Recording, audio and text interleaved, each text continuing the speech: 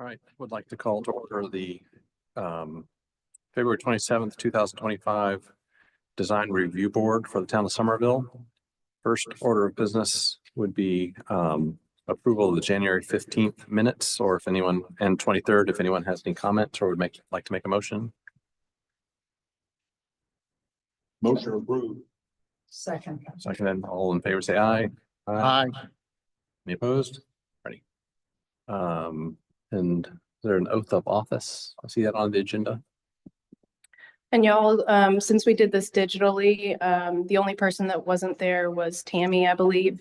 But you will all need to sign it and print on the paper that Beth is about to give y'all. You weren't? Or not, it was at the Zoom meeting. Sorry, when you said special, I thought Zoom. You were. You made some motions, so you were there. Yeah, you were there for the meeting. Okay, if you feel like participating again, feel free to raise your hand. All right, and repeat after me. I do solemnly swear I do solemnly swear that I am duly qualified, that I'm duly qualified according to the Constitution of the state, according to the Constitution of the state, to exercise the duties of the office exercise the duties of the office to which I have been appointed, to which I've been appointed, and that I will, and that I will, to the best of my ability, to the best of my ability, discharge the duties thereof, discharge the duties thereof, and preserve, protect, and defend preserve, protect, and defend the Constitution of this state the Constitution of this state and of the United States. and of the United States. So help me God. So help me God.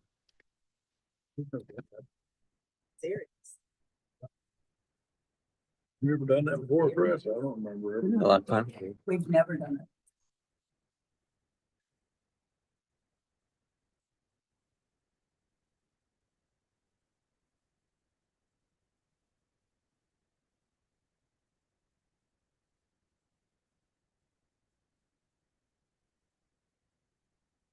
Right.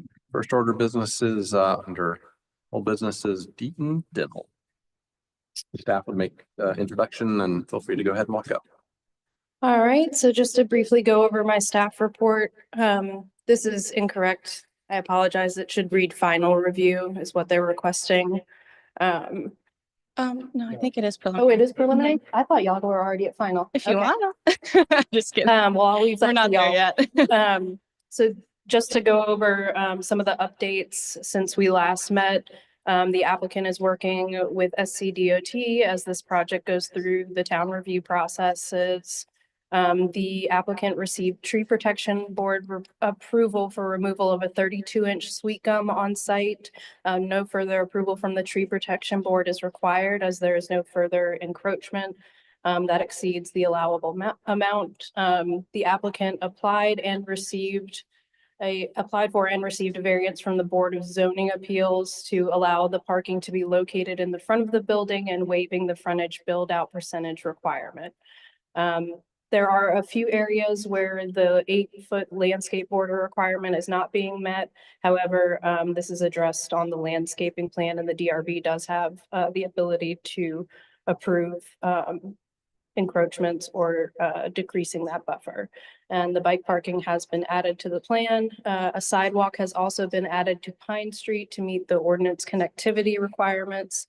The applicant updated their site plan per comments from the previous DRB meeting regarding a pedestrian-friendly area along Highway 78 to offset the parking lot fronting the street.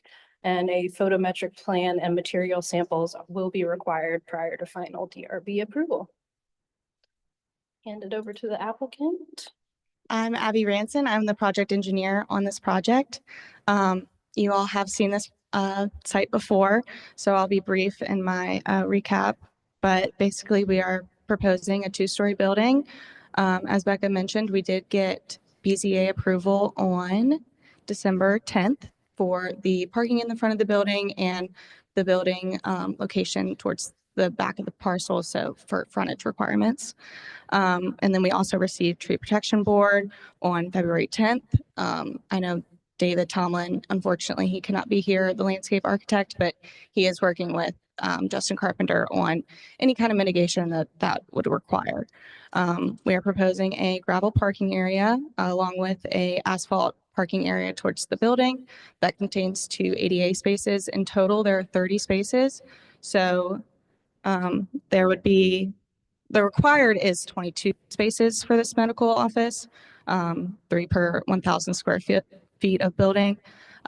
So we are, over the required parking spaces. There's bike parking, wonderful landscape improvements. We're adding that pocket park towards Highway 78, just so that there's the buffer between, the parking lot and the building and what would be the street frontage.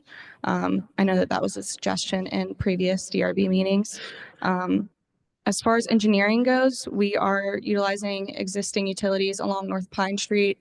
We won't be changing anything there. We will just be relocating the tie-in for both water and sewer, and we'll work with BK on that. Grading will follow existing topography, slightly changed just to raise the back of that site for the building pad, and make sure that all of our sidewalks and everything are ADA compliant. We are going to be doing a drainage analysis for the project, potentially needing underground detention, depending on where the drainage analysis kind of takes us. But that will be analyzed before final DRB, of course. As far as landscaping goes, I have some notes from David that I'll just speak to you guys. He introduced the pocket park and parking lot low screen wall after the DRB meeting suggestion. And he's going to continue to develop the detailing to present at final DRB, including material colors and samples. And then his other note was similar solid perimeter landscaping to previous submittal with the addition of living fence beside Oscar's to create an immediate green barrier between the 2 properties. Yep, along there. So that's all from engineering and landscaping. Just let me know if you have any questions. I have a couple of questions. I think it looks good. Sure. So the existing tree in the corner, you're saving that, correct? Aren't you? The 32-inch sweet gum is the one that we got for removal from the tree protection board. So ultimately, we decided that would be an issue in construction. The board agreed that it wouldn't fare well, and that we can mitigate with. The existing 35-inch live oak on the upper left. Oh, no, that would be an addition, I believe. There's not an existing.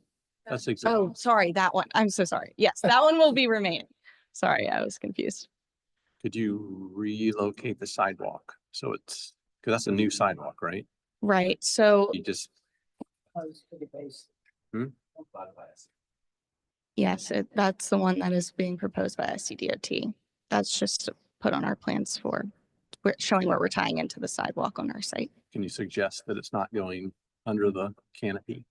Sure, I absolutely can. Staff can also work with SCDOT. I would imagine that Justin, before he signs off on the site disturbance permit for this project, will definitely want that revised. But it's where SCDOT is showing it at this time. And of course, those plans are EBD. So Gotcha. And then the other comment, just for consideration, the monument sign, if it's parallel to the road, people driving down the road really won't see it. Okay. Typically, it would be 90 degrees from what it's shown. Doesn't matter to me, but just throwing that out Noted. there. Thank And you. it may need to, and it's, I know you know this, but it's off your property Mm-hmm. as well. So that would require a encroachment permit through DOT and all that, but it seems like it'd be simpler to rotate it and keep it on your property, but There This is is- actually a difference in right-of-way lines. We've been deep in discussion with SCDOT and Town of Somerville. So the darker line that you're seeing is the Town of Somerville right-of-way or property line. And then there's that dashed line right above it. That's SCDOT's right-of-way line. So in between is kind of no man's land. I believe Town of Somerville does have property over that. So I'm not exactly sure, Yeah, work it how out with that's gonna staff. be. It's fine. Yes, okay. I didn't have any other comments on site and landscape. That's anybody down to my right? Any comments? Question for you. The proposed knee wall and the benches and the the parking park, basically. Have y'all had any preliminary feedback from Josh Johnson or anybody at SDT about allowing that encroachment in their right of way? I'm thinking just mainly because of their recovery zone, they might have issues with that. So that's also in that area in between the SCDOT right of way and the town right of way. Something that we would also need to work out with staff. Okay, I see the SCDOT right away now. I hope you can work it out because it's gonna be very nice. It'll look good. I agree.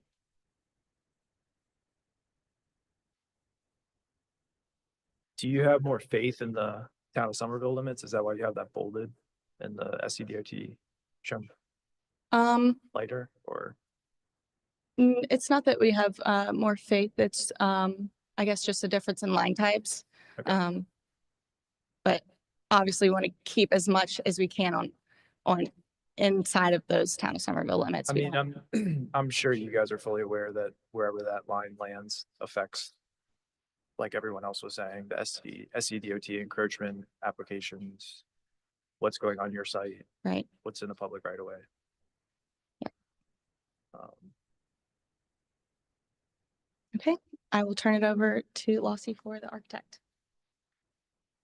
Hey, good evening, guys. Lossie Knight, project architect.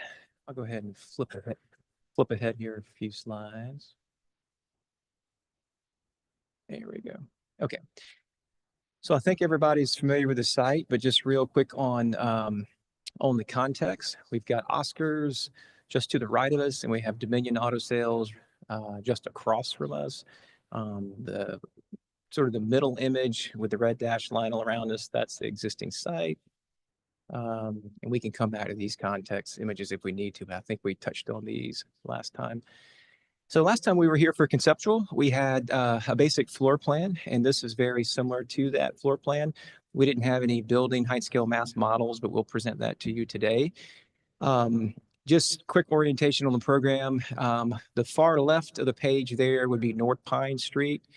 And then to the right would be Oscars. So if you're looking at the parking lot on the lower south side of the page, you can see we have a primary entry point into Dr. Deaton's reception, which is the double doors. We have a porch that sits on the southern side of the building. And then to the left, on the lower left, you'll see there's sort of a block of an elevator and a stair. So that's a secondary entrance for staff and also for a potential secondary second floor tenant if needed to go in that entrance. On the upper right-hand side, you'll see the this pointer. I actually have a pointer that works. The pointer, actually, no, it's not working now. But we have one more exit on the upper right-hand of the page, which is more of a staff entry and exit that then allows you to sort of enter. And there's a natural fence or a green fence that would happen on the right-hand side. And so anyways, those 3 points of entry, all the patient treatment rooms have been pushed to the exterior of the building along the perimeter, take advantage of the natural light. And let me go ahead and skip to the second floor. So on the second floor, we were really concerned with trying to carefully look at massing and scale and make sure the building wasn't just towering over the context. So we are 2 stories, but we've tucked the second floor into the roof line. And so you'll see on the plan, there are a lot of voids that are labeled attic space. And so really all these rooms that have pop-up dormers get natural light that are sort of served through those dormers, but there's one primary roof line and the second floor program sits within that. So right now we're showing for Dr. Deaton's staff, they'd have a break room up there, some secondary offices, and then there's a little space on the upper left that could be some executive offices or potential second tenant. Roof plan. I'm going to go ahead and jump ahead to the 3D modeling if that's okay. So the 3D modeling is a depiction of the civil just popped up in 3D, and you can see the context of Oscars and Highway 78 North Pine. This is the intersection of North Pine and Highway 78, so it gives you a sense of how we might start to realize the building. This is the pocket park, and we've got the stucco knee walls or the brick cap to start to screen some of the automobiles beyond. This is Oscar's in the foreground, kind of looking north. And then as we approach on North Pine at the entry curb cut, you start to realize some of the building materials. So we have this brick accent at the stair tower. And as we get a little bit closer, you start to see some of the fiber cement siding. And then finally, from the parking lot, you can see the main entry. So Dr. Deaton's primary entry is where we have that vaulted gable at the porch. And then to the left, we've sort of tucked in that secondary door that serves into the elevator lobby and stair tower. Just the rear of the building, massing model of it. And then let me back up real quick. So I'll finish with the exterior materials palette. So the materials palette, we're going with sort of a fun color with that salty dog. Originally, the whole building was white, but then we said, maybe there's an opportunity to do a little bit more. And Becca kind of helped us lead us in that direction too. So we're getting a lot of contrast with that color. Also, we have some black window mullions, which would really be storefront. We've got a Shasta Bay modular brick with an ivory mortar. And then far as just accents for the building, we have the copper lantern style light fixtures, just a gabaloon roof, and then underneath all the porches and canopies would be sort of a V-groove wood panel. So that gives you a sense of the architectural materials. And then I'll end on a view that might be good for discussion on the building, maybe something like this. So if there's any questions, happy to answer. Any comments? I like it. Peter? I think it's very nice. The palette is very nice. The roof, everything is very nice. I would just say there's an opportunity to take it to, right now, you're probably a 9 out of 10. I think there's an opportunity to take this to a 10 and make this a forever piece of architecture in Somerville. And that's maybe consider some gable brackets, maybe consider some more authentic 6/6 window panes. And I would like to revisit the pocket park because I think you can make that very special. It seems that you're providing an opening, I think, into the parking lot, but then it goes into a car. So I think it's more monumental than supposed to be practical. And I think there's an opportunity if you at the opening made some pilasters, 6-foot tall pilasters, put a nice wrought iron gate and keep it locked. Because I don't think you're going to get anyone there. But then you can put an arbor, you can do a wrought iron D as a forever monument to what you're creating, because I think it is that special. The architecture and the effort that you put into it in the pocket park. I think this is going to be a very nice addition to the city. Peter, would you say those are considerations? I would like you to heavily consider it for the next submittal and bring in compelling reasons that you cannot do those items to make it more architecturally and low country authentic. Very good. I think it looks great as well. I think it's come a long way. So good job. The only thing that kind of stuck out to me was actually the detailing of the wall in the front. It seems, I was a little surprised to see that it was stucco. Suggest you consider using more bricks, or maybe it needs some brick columns or something. I think I understand why you designed it the way it was. Maybe it was kind of a little bit more modern take. I was just in my mind envisioning something that had a little bit more brick. Just something to consider. Andy, do you have any comments? Yes, I do have one comment or question, actually. As the people drive up to the front door, what is the material on the ground? Are there any plantings along there? Are they just on the edges of the building? Or do you just step out of your car and walk up on, what do you walk up onto? Yeah. Let me see. So probably best if we go to It's kind of hard to see. landscape plan. Yeah. So we actually have some really nice breathing room between the entry door and the sidewalk, about 12 feet. And I'll go to the landscape plan. That's going to be the best plan to show that. And we've got some landscape buffer and some transitions. I don't know how to zoom. There we go. Yeah. So you can sort of see, pointer's not pointing. You can sort of see the double doors right in the center of the floor plan opening up to the porch right there. So it's Right. about 12 feet from there to the parking spaces. And then on each side, we've got landscape that frames the building sort of on each side. Yeah, foundation. There are plants. foundation plants, but not in front of the lobby, it looks like. That's right. That's just the porch in front of the lobby. Oh, it's a porch.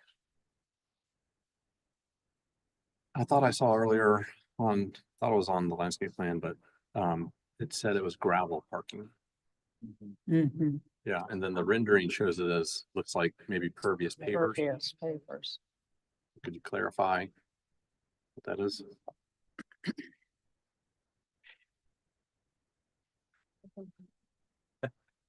We can discuss the opportunities between gravel and pavers, and cost, of course, goes into all of that as well. So we'll definitely take a look at that before final. Keep in mind, gravel has a long-term maintenance expense. Mm-hmm. That's- yeah. It does. You have to replace it a lot. And is there a raised curb along the front for a header sidewalk? Because I see wheel stops, but is all that flush? It's all flush. Justin, you have anything?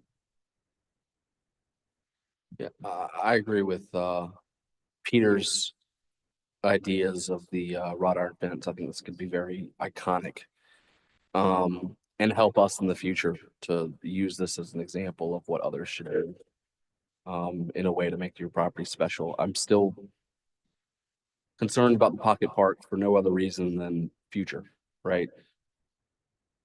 I work in this world on a slightly different way than everybody else does here. In the fact that I don't believe in making people do things for the purpose of doing things only to have DOT rip it out in 2 years. That's what I'm fearful of is, yes, the existing right of way shows the future sidewalk, back to sidewalk roughly. But the future right of way is basically this entire pocket park. So I don't want to see anybody put something in. I don't want to see the board accept something on the anticipation of only to have it ripped out in 2 years, or even worse, not be allowed at all. So I love the idea. I think Peter is exactly right. Great wrought iron fence to show it's really low country and really Somerville. I just, the semantics of it all is what worries me. I also have a question on, it's probably a developed site, although it looks like it's got some green to it. Was there any anticipation of stormwater detention? Yes, so unfortunately, this site is 0.51 acres, and with everything outside of the town of Somerville right away, we are going to be over half an acre. So we will have to be doing the stormwater and drainage analysis. We're going to be looking at that before we make final submittal, but it would be underground detention. Is that 0.51 currently, or is that 0.51 with the future right of way taken? 0.51 currently. So our LOD is, Gotcha. Okay, Definitely so not. underground, huge expense, unfortunately. yes. Out of curiosity, and this just, I was looking at this earlier, walk me through the need for a living fence. Is that to protect the windows looking planned south, or is that to shield the really nice looking building from a parking lot? So you know, Yeah, exactly. Just on that side of Oscars. Sure. We were just providing a little bit of sort of screening or shielding for those treatment rooms that look out that way. Thinking Gotcha. it might be more of a garden-like feel to see that than the edge of the hospital. Gotcha. Okay. If you're familiar with, that's where Oscar's trash can, everything gets dumped right there. So. You don't want to see that? Understand. Okay, thank you. I was just kind of confused because I saw the side of Oscars was mainly windowless. And if you're hiding Oscars, that's one thing, but then I look at the plan, I'm like, time out, that's for parking lot. So that's fair. Okay, thank you. I'm gonna echo Justin's sentiments of just the uncertainty regarding the pocket park and SCDOT and how that gets resolved. I mean, I know you guys don't have answers right this second, but it just is very kind of, uh-oh, how are we gonna figure that out? And I can kind of speak to the sidewalk that we're showing right now is the most up-to-date plans that they have for the future. Okay. So that does give us a little bit more hope that they won't tear out. But obviously, like you said, it's a little uncertain. So have you filed an encroachment request yet, or We have not filed an encroachment request for the pocket park. application? I mean, Mhm. um, We did receive the future plans from them in CAD, and so that's what is shown here. So yeah, it's the most accurate that we have right now. gotcha. That's all you can work off of, really. What else are you gonna do? Man? I'm gonna play off of Peter's point about the pocket park kind of just terminating into a car. I mean, it looks like you might have enough space to kind of just have like maybe a 5-foot island or corridor to the end of that parking space bay. And maybe you could, I don't know, maybe it's just marked off so that a car can't park there. Maybe you've taken that brick paver, concrete paver section and kind of extended it into the end of the parking lot bay. But just something that kind of, the point of that lead walk is to bring you into the site, and I mean, I guess it is kind of bringing you in between two parking spaces, but it just feels like it terminates in quite a abrupt way. Almost like finish the thought. All right, any other comments? Thinking. Yeah. All right, so they're asking for preliminary approval. We haven't seen lights, haven't seen sign, which we would need to see all that. Sign, I think, can go to staff directly. Need a few details, talked about a few things. They're asking for preliminary approval. Would someone like to make a motion? I make a motion to grant the preliminary approval based upon all comments made today and suggestions. And come back with in your next visit with actual sample boards of material.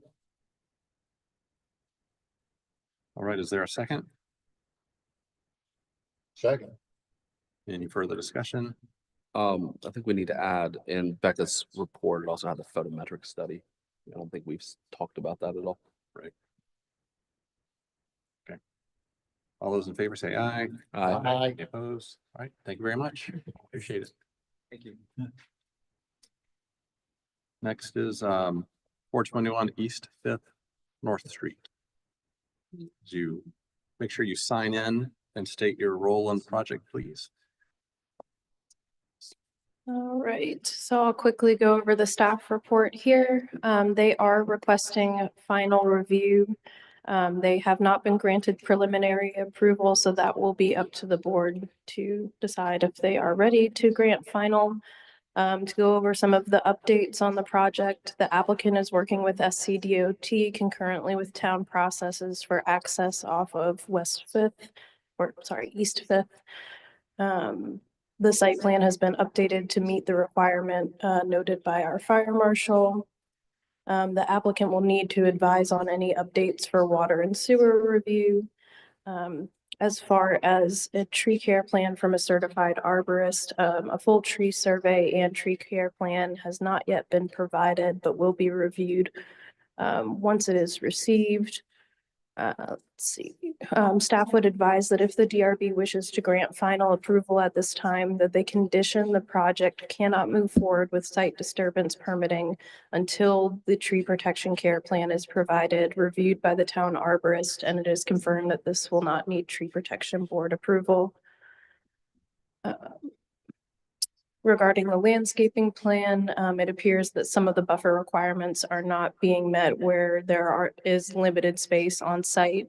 There are some existing drive areas that limit those buffers. DRB can approve the reductions to those required buffers. It should be noted on the right-hand side of the property, if facing from the street, the proposal to allow the existing trees to meet the buffer requirement are not sufficient currently. But again, it's my understanding that more tree survey information is forthcoming. The applicant will need to advise on these building review comments. The applicant has updated the architectural plans based on the board's comments from the previous initial DRB meeting regarding updating the exterior finishes of the building, and a photometric plan has been provided. So I will hand it over to the applicant from here. Good afternoon. I'm Ben Wittenberg, the architect for the project. I apologize. Our civil engineer is on a mission trip, so he cannot be here today. I have been here to meet with you guys and speak about this before, so I will not take a lot of your time. And I will allow you to ask any questions about civil and tell you we'll do whatever it is and then force them to do it. But as far as the architecture goes, you had requested that we paint the back of the building to match the brick, and we are certainly happy to do that. And add some trim work over the windows in the front to dress that up a bit. Basically, the buildings that what you see there is the existing building. We've added trim work to the windows, party siding to wrap the windows and provide a base to them, and then a pre-manufactured aluminum canopy with brackets applied to the brick and a corrugated roof, probably. Definitely. And then today I went and the shed has been removed from this building, so that's not back there anymore. But otherwise, I think we hopefully addressed your comments to some extent on the exterior. And then any questions you have about civil, I'll be happy to try my best to answer. Why don't we go through architecture first? Amy, do you have anything? I don't at this time. All right. I was expecting maybe to see something a little bit different, but we'll see. We'll go through and see. Okay. Bill? Not really. I mean, the building as it sits looks pretty good. It's old glass pro. Are the brick already there? The right? It's just Got a flat. Yep. adding some. Yeah, it's changed Decoration. some heights, so that's great. It's a brick facade. This Paul and I were used to, I don't know if the owner used it. Right. I rode by it between the trees and the natural setting and everything. That's a nice looking piece of property. That's just, I wouldn't care if they moved right into it.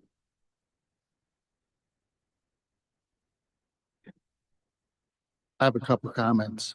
In looking at the floor plan, and let's take the top elevation, which is the east elevation. It looks like there's offices on the other side where the big garage doors were. Yes. So is there an opportunity to punch more windows into those offices so it enhances the office as well as enhance the elevation? I would like you to, unless you can commit. Typically they don't have windows in those particular offices, but I don't think it would be an unreasonable request of them to. Because I think the elevation is just too blank and massive. That if you can add relief, it would help. And it doesn't seem like it would harm the floor plan. So I think you can take a look at that side as well as the opposite side where you have offices. Yes, sir. And, they could be high windows in order just to let daylight in. There's no view, I assume, so. No, sir. But daylight's important. The way that you treated the existing windows look like they're doorways, entryways. Mhm. Can you explain what that is? What Uh, what are you portraying there? party trim board, on each side of the window over the header, and then, party siding beneath the window. Okay. The proper term for that is. See the samples.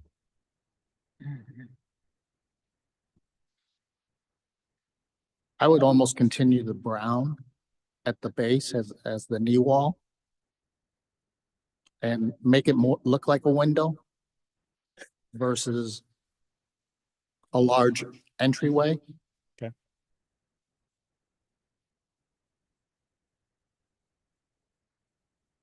And maybe, if that's intended, is that existing piece of glass? Is it just a solid Same. piece of glass? It's existing. Maybe you can Glass.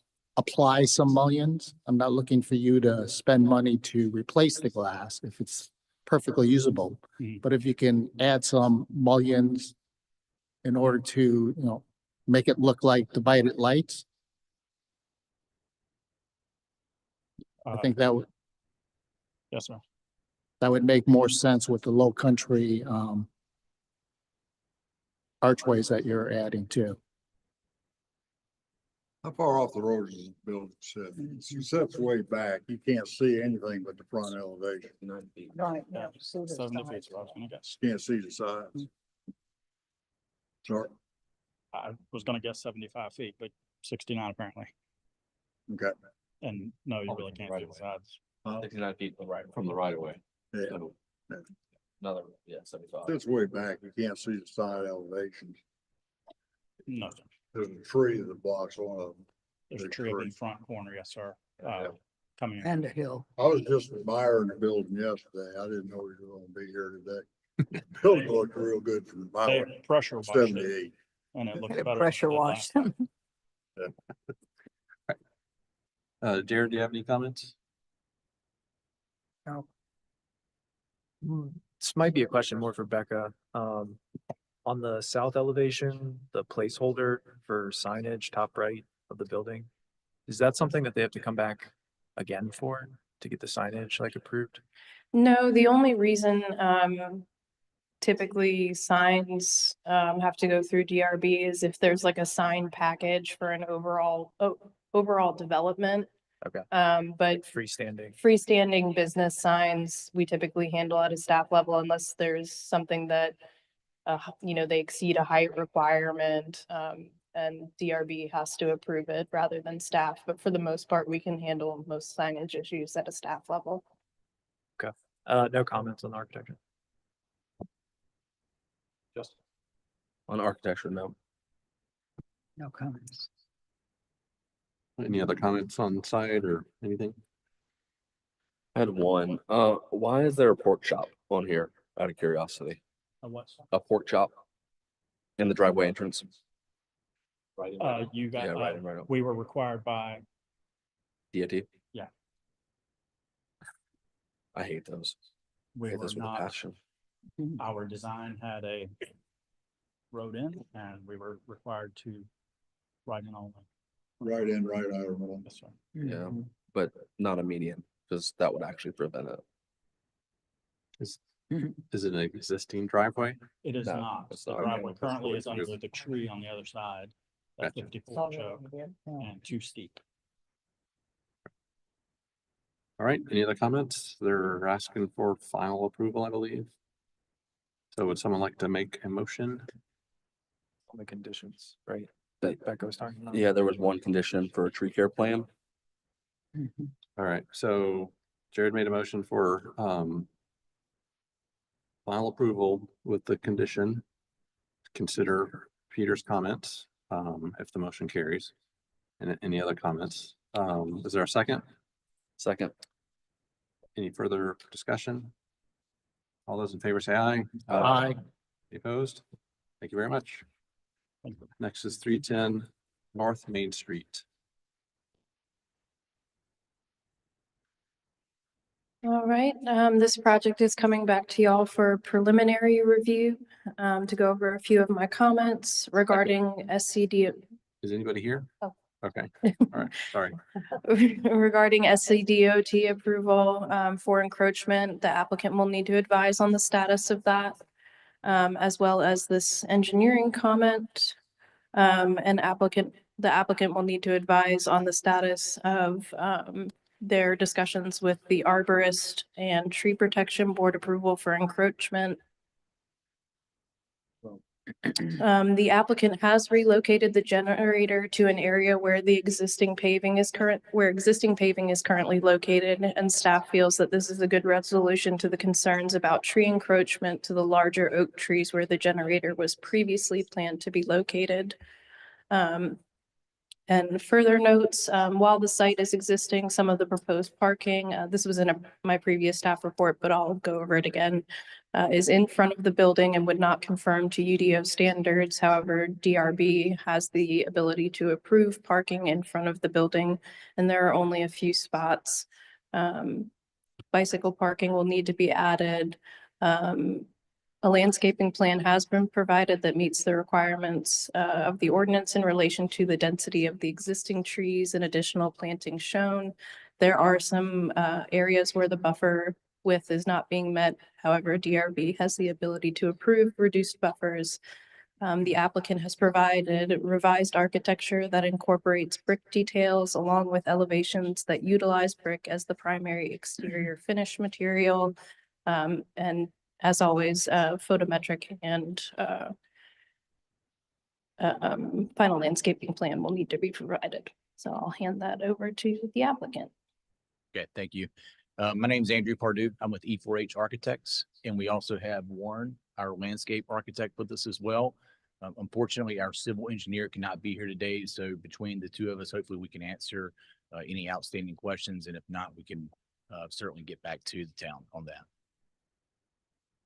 All right, let's see. So just a quick overview of the project. Again, as preliminary review, we did review this application back in January.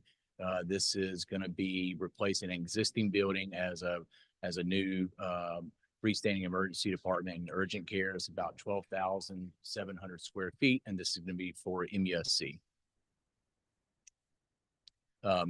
So with this plan here, again, with this being an existing site, we are keeping and utilizing a lot of the surrounding trees and vegetation, a lot of the entry and exit drives, and then just demolishing the building, and although slightly modifying, trying to utilize mostly the existing drives around the building itself. And so maybe I'll pass it to Warren real quick for any landscape updates. Okay.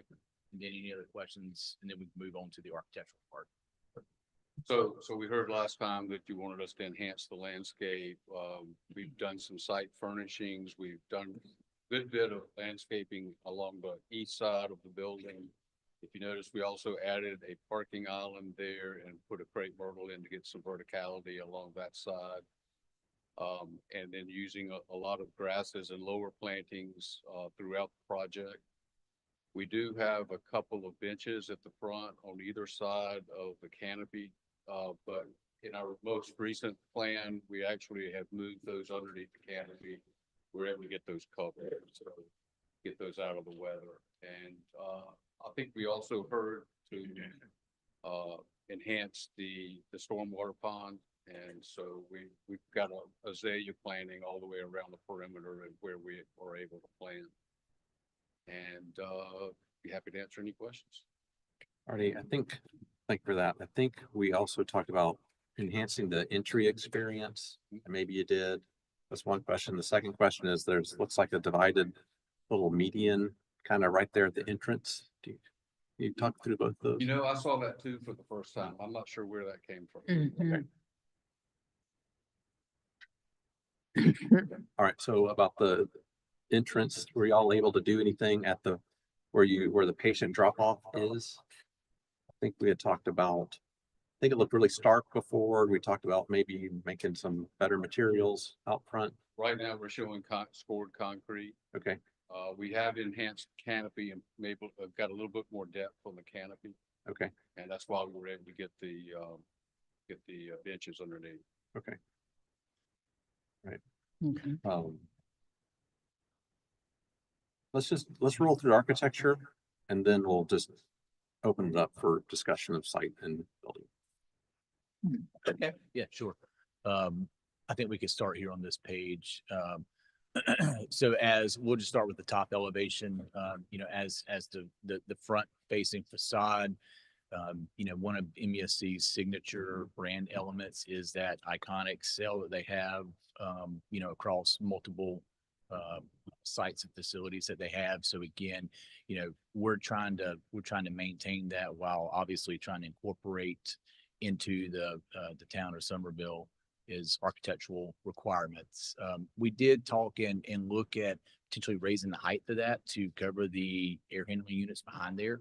We did study that and it got really tall and it felt like it was starting to get out of place there. But we can have more conversation around that. Currently, the peak height of it is 22 feet, 9 inches, I do believe. And then directly behind that is the mechanical screening to actually screen the air handling units itself. And so you can see that we're trying to utilize some of that top for the branding of MESC and the building itself. You will see in the next 3 elevations that we talked about that there was a comment last time about the use of EFS. So we have revised that to utilize a brick material with a similar color that fits in within the Somerville context of the other brick buildings of the surroundings. Where is that brick on here? It's all the reddish orange. So it's on all 3 other facades. So it's on the east, the west, and the back facade. So just, yeah, there you go. And we could probably stay on this page for a minute. So the other materials that are along the front, we have that make up the cell at least. We have a composite metal and some glazing that directly, you know, enhances the lobby and see-through and adds natural daylight into the area. And then the composite horizontal paneling that you see there, that's a metal panel of types that kind of bookend the front ends there. And you can kind of see that it starts to wrap around to either side of the elevation. And so we talked about last time, these elevations were reading fairly flat, particularly with the lighter color EFS. So with the addition of the brick, we've also tried to add in some sun louvers above the windows there to start to give some depth. And then on either side, we tried to raise the parapet height a little bit of the horizontal rib paneling to again start to give the side elevations more depth and character to there. And can you walk me through, or I'll just ask, are there any mechanical units on the roof and are they screened? Yes, there are on the roof and they are currently screened. This has a pointer, but you can kind of see that top kind of engineered perforated screen panel. wall? Yeah. Yep. Correct. Okay. Hard to see out here. Hard to see. Okay, could we flip to the front elevation again? So can you, on the top elevation, walk through the materials of that? It's just hard to see on our screen. Yeah, absolutely. So from the top down, you can see there's the perforated metal screening for the mechanical units. Where the MUSC health is on the upper left?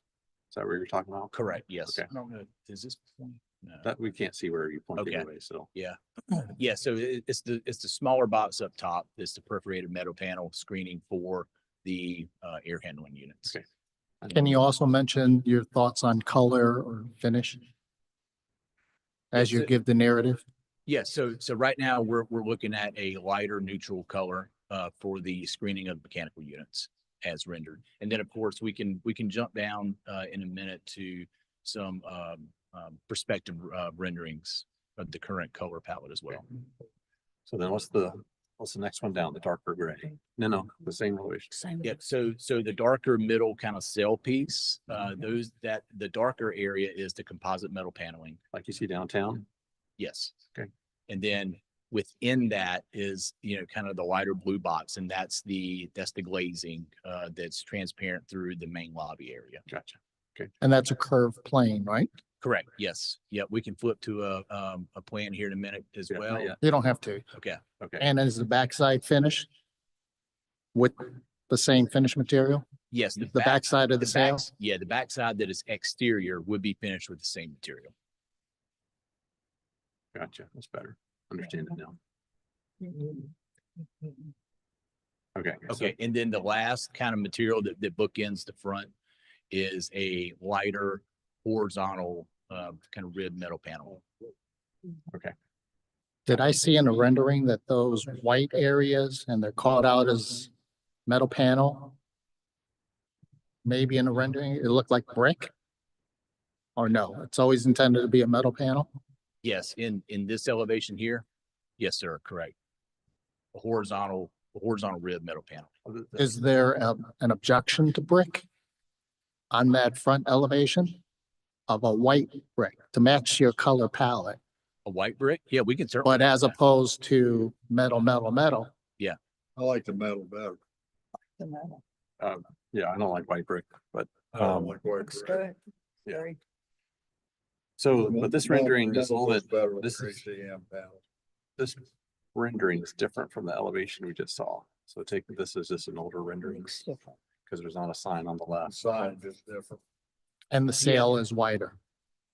so yeah, the signage, you know, we're knowing that Right, this isn't a so- signage package, we didn't necessarily focus completely on that, yes. Okay. Correct. Yeah, I'm not opposed to, like Peter said, brick on the front where that says MUSC Health on the right.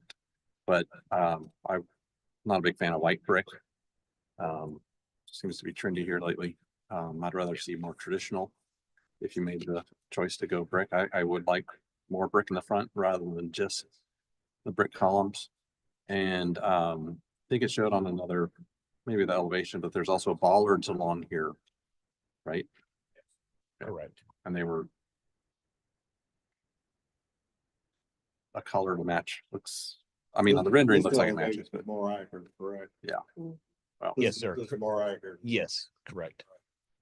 Does the canopy actually provide rain shelter for a vehicle dropping off a patient, or is it just architectural? It does provide. So, being an emergency health facility, it's a code requirement for them to provide shelter. It seemed a little shallow, but Yeah, the way the code reads, it really only has to provide coverage for half a car. So that if the passenger is getting in or out, that they're covered.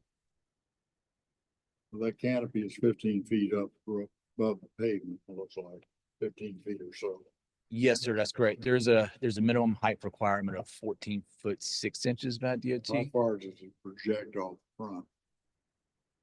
I mean, they have to project 10 feet, 10, 12 feet to do any good. Correct. Yep, it's about 10 feet. Okay.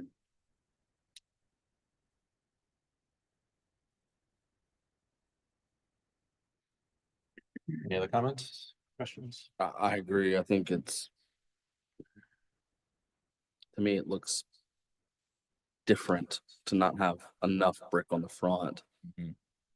You got full brick on 3 sides, and it's kind of like the opposite of what we see with housing, where it's 3 sides brick, but not in the back, and this is kind of like the reverse. So I'm not saying it needs to be all brick. I get what you're going for here, but I'll reiterate what Chris said. I think the pillars don't really bring the brick around the front as much as I would kind of hope for. That's all I have on I architecture. think it looks a little more corporate than it does Some of Somerville. And that building that is there has a lot of brick. And it's not a bad looking building for what it is. So I think that same color tone of brick came across the front and maybe replaced the white, just something to consider. That might make it feel like it's more of a Somerville building. Soft. Yeah. So I Yeah, think, it's I think that'd be a neat, that brown brick would be neat or interesting with the metal sail that you have. Mhm. But it would, I think it would just make it feel more appropriate to this area. Any other comments? I couldn't find the west elevation where the ambulance is. I couldn't find that. Just the back, it's on. Should be where the front elevation is shown. Keep going, it's in there. It's not here. Yeah, go up one page. There it is. There you go. Right there, on the bottom sheet. and go.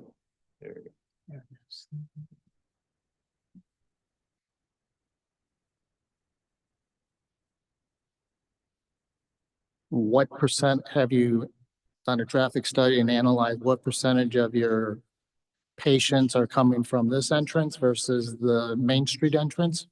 Yeah, we have completed a traffic study. I would have to get a complete update from our civil. Because I engineer. see, I believe you're gonna get a lot of traffic from Azalea versus Main Street. Especially you can't make a, if you're going northbound on Main, you're not gonna be able to make a left into your, Well, Right. they're right in, right out on. right. So you may want to consider some signage, a little more emphasis on this elevation. Versus to me, In the back. I couldn't find it because it looked like, Yeah, if we go back to a site plan.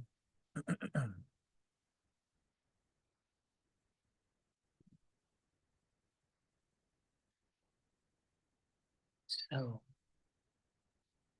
Yeah, so, so the back entrance is ambulance only, and then patient drop off would be along the front side. Just drive in from the back, go to the front, You have to go all the way around. You have to go around the building. around the Go building, around the building. follow your nose. But I do agree that there's gonna be ample signage needed for the site to direct. Then one patients other- Directly. one other comment is, all the handicap parking is along the north side of the building there. So you're gonna get a lot of people walking from their cars along that sidewalk into your front entrance. And I don't know if you thought about some kind of coverage, some kind of rain shelter, trellis walkway that would give them some protection. Yeah. And think again, that's a I great think idea. We can certainly look at that. a trellis or something, a walkway, a canopy would also help the architecture on that side. Yeah, but it also Sure. help start to create more depth to that facade and more character to it. Great idea. Good idea. One thing before I forget it, I didn't see it on the rear elevations, but we suggest at the doors, they all have an awning that comes over it. Something over. And us on the back, I don't think the ones that look like they're exposed did. Okay. You might think, consider Mhm. some That's kind of good. canopy to come out over those doors. On the back, they have canopies. I didn't No, see on them. one door, no. I believe, One door don't. I believe we had a couple of utility doors that did not, so we could look Right. at adding that. Those, on the right over there too. Mhm. Yeah, one's a utility door, one's a decontamination entry, so. And you're asking for preliminary, while we're there we don't allow wall packs that you drive up and it's just glaring. Shining in your Lighting. eyes. It can illuminate, but not just shine in the driver's eyes. So looking through wall packs. I think I see a couple there. And even the canopies, I don't think the UDO allows the light to project past the ceiling. It's got to be flush with the ceiling or recessed. Just not a kind of a bulb sticking out. I don't remember if you have it or not, but we would need to see the generator wall details. You have it now, we can look at it now, or we can look at it next time. Any other boilerplate stuff we kind of usually tell them? Got dumpsters shown, that kind of stuff. Yes. Need to see the dumpster details. If you haven't shown it already. Bring in actual material board. Mhm. Mm-hmm. Can you go to the renderings, Becca?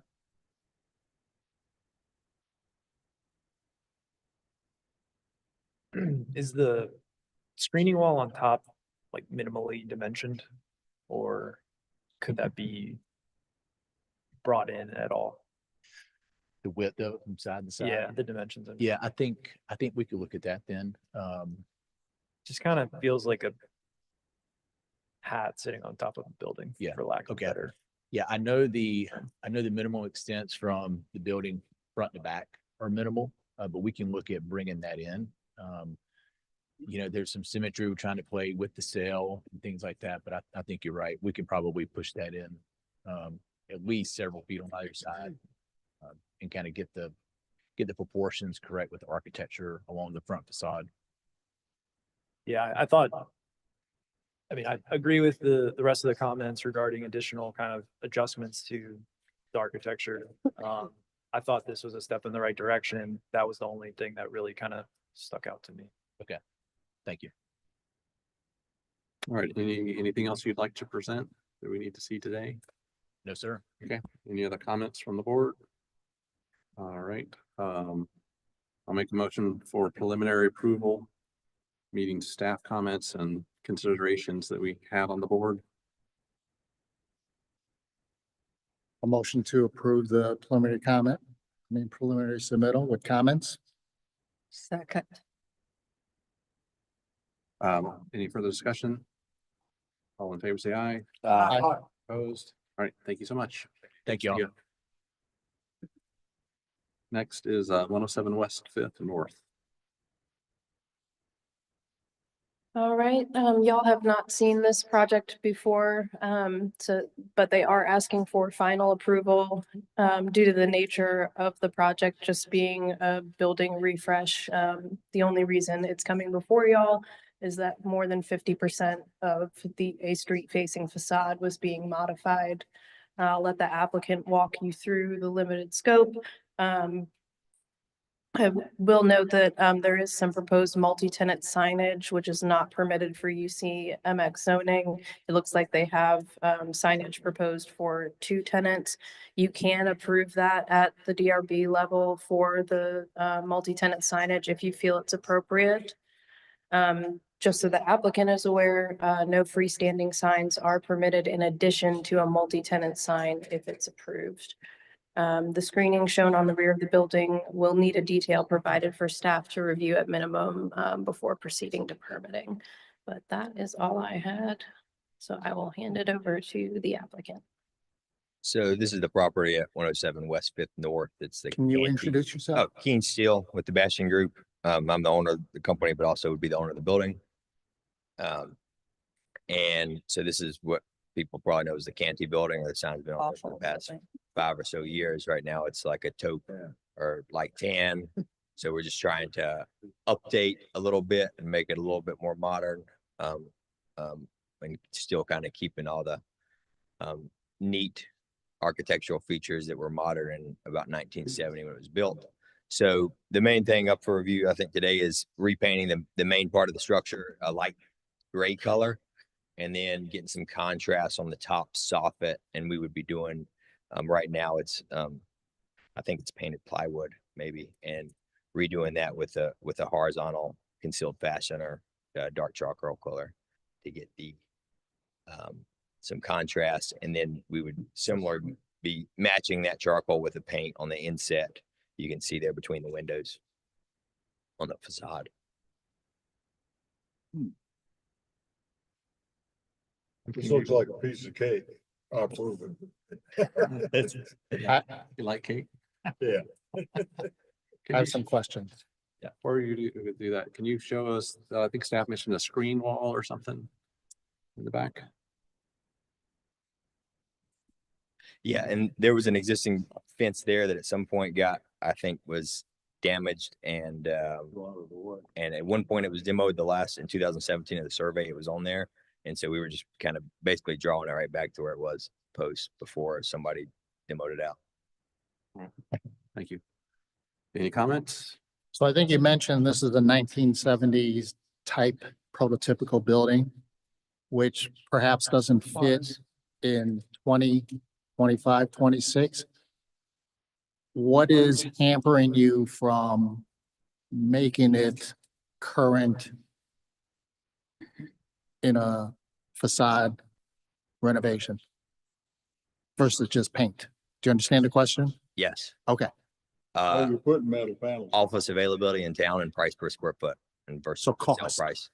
Yeah, and that, and on top of And then property we taxes. have known this building forever. Oh, my gosh, yes. We like this building. Well, Since I've had a 55 floor. I will tell you, it looks better gray than the color it is. Yeah. Dude, I do know, like, And just to manage the landscaping a little bit would help, you know? yeah. yeah, we're gonna try to take it out and use podocarpus Right. as a planting landscape and try to get something to give some nice green foundation plantings. And That's, are you doing anything to the parking area? Does that, it looks like it's striped okay. It's just old looking. It's not in this.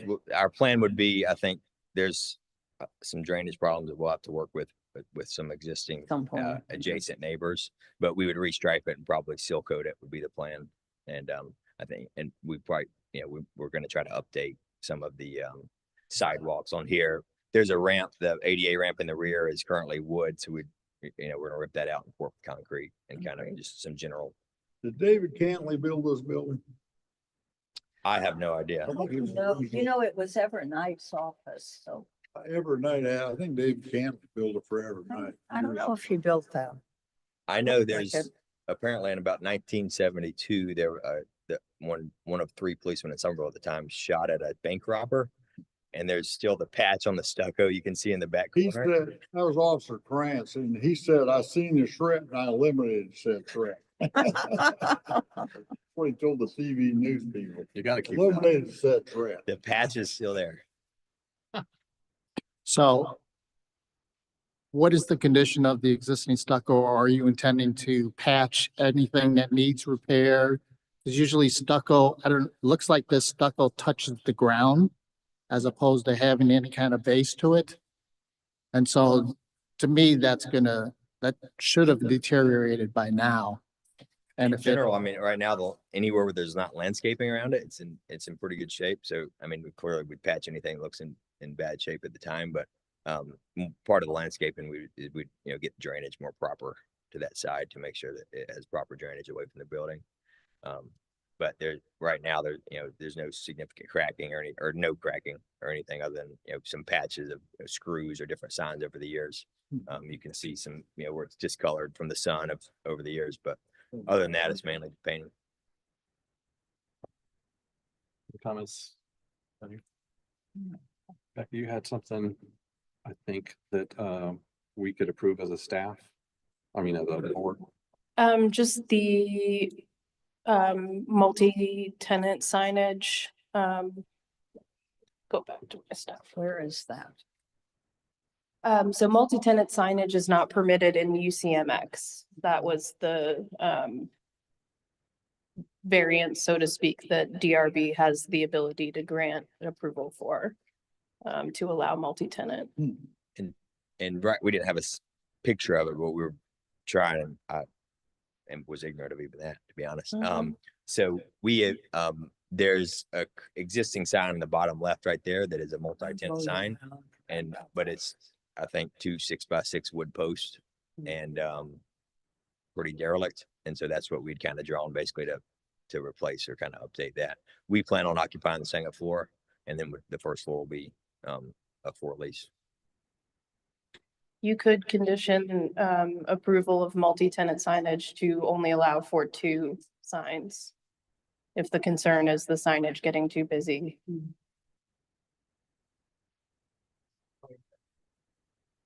How many tenants do you anticipate on the first floor? The floor plan is pretty choppy. The hope would be 1. Okay. But it like I think in the past it has been up to 3. It's kind of but we would definitely, our hope is that 1 would come in. But it's always something that, during lease negotiations, you can negotiate signage of what they get where. Sure. Could you put the sign, Becca, could they put the sign only on the building for multi-tenant? You mean instead of having the freestanding? Be better to have freestanding. As long as it didn't exceed, the percentage requirements of the aggregate signage, which is 10% for the front of the building, 5% for the side. The ordinance doesn't allow for any additional freestanding signage once you have a one multi-tenant freestanding sign. So that you couldn't have more freestanding signs on the site unless you came before DRB. They can have the 1, but that's it. They can have the 1 freestanding sign if it's multi-tenant, but you have to give that approval because UCMX doesn't allow for multi-tenant signage at all. Okay. One's enough. Or none. Well, Right now. I think signage on the building actually shows better than a sign that's placed. yeah, but it'll trash up the building if they put multi-tenant signs on the face. Looks bad, the It's picture better they to showed. put it on, better Yeah. to put it on that little monument. Can you go to that? sign. Can you go up one? Show the existing? See the bottom, yeah. Yeah, That looks bad. As that does two look signs. bad. What do y'all By think? the time they fill it up with what they're planning on, there's plenty of signage on the building. That little monument sign is innocuous. You can't hardly even You see. can't even see it because, I mean, the bank Where is is it? right there and it's very busy traffic along there too. Yeah. I would say that, we could approve up to 3 tenants on that little monument sign. Can you show the sign location again real quick? The site plan? Looks like it's in the right of way. Well, maybe not. Well, maybe. But right now, they're parking in the right of way. Yeah. I don't think we can approve a sign in the right of way. No. I mean, you can approve it, but they would still have to get, DOD approval. yes. Have to get DOD. Yeah. DOT, yeah. That's fine. I mean, either way, Yeah. it looks like that's probably right of way, so.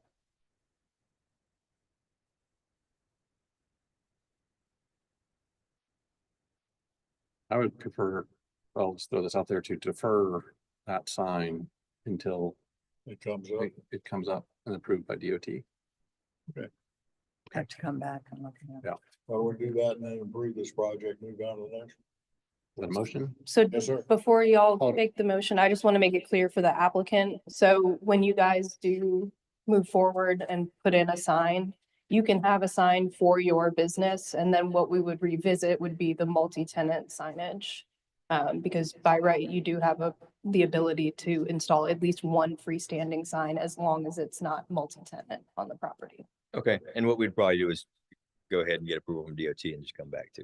what we- Okay. I also want to go on record saying that the exterior wall needs to be patched and repaired to a light new finish. And not just paint over existing, Yeah, not have a patch job looking stucco. but like new finish. So it looks like a new building. All right, Bill, were you making a motion? Yes, sir. What, that motion was for Approval project, final approval. Okay, final approval, not including the freestanding sign. not including. the Well, free you can have They have to come, freestanding with one tenant on it. not, Not right now can't do it because it's in the right of way. because of the right of way. Yeah. Yeah. All right, is there, And sign to come back with. sure. See you soon. Is there a second? Second. You think you quick. You gotta get through DOT. I'm sorry, I didn't hear who Andy? seconded that. Candy Two seconded. Candy. Any further discussion? All in favor, say aye. Aye. Opposed? Thank you so much. Thank you. Next is 615 North Cedar. I'm a Okay. All right, this is the first review for this project. Sawmill Crossing, which is new construction of a multifamily building. This is conceptual review. The property is zoned UCMX, located at the corner, two corners, 615 North Cedar Street on West 6th and West 5th North. To go over some updates on the TRC comments below. The applicant will need to advise on their status with SCDOT. The applicant will need to advise on the status of evaluating the grand trees on site and providing grading from a certified arborist. Let's see. They will need to provide an update on their landscaping. And I didn't have any other further comments than the TRC comments, so y'all can let me know if you need clarification on that. But I'll go ahead and hand it over to the applicant to present their project. Okay. My name is Gabby Purdue, and I'm the project manager for Tight Lines Designs, which is the architecture firm. And I'm here sort of representing Woda Cooper Companies, who's the developer. So this is a 4-story building with brick and fiber cement finishes. I'm just going to give a quick narrative and then pass it along to the civil engineer and then come back to the building. There are porches at each dwelling unit. The mechanical units are all located on the roof to provide screening from the street. This is, yes, 4 stories, 42 units, 6 1-bedroom, 25 2-bedroom, and 11 3-bedroom units. There are multiple common spaces throughout the site. Interior to the building is the multipurpose room. There's an office, a laundry room, mail area, as well as an exercise room and a computer room. This structure will be wood frame and wood truss construction. Good afternoon. I'm Jeff Ackerman with Carolina Engineering. I'm the civil engineer on the project, and if you could put the site plan up, that would be fantastic. Can you give us a little context of where the site is and did you bring The neighbors. neighboring photos of adjacent? Absolutely. I think those are in the package as well. Okay. But while she brings those up, the project, the address is 615 North Cedar Street. To the north is West 5th North Street. Still struggling with those. And then to the south is There weren't additional pictures provided. These were the only 2, but if y'all would like, I can go to Google Street View. Okay.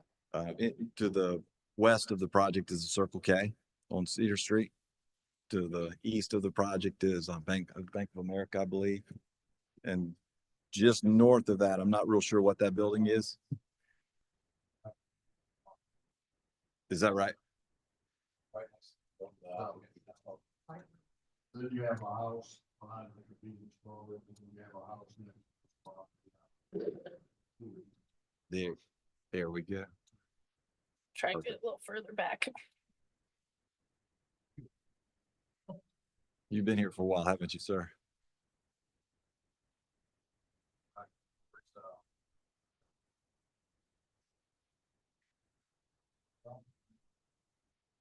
Yep. There's Circle K.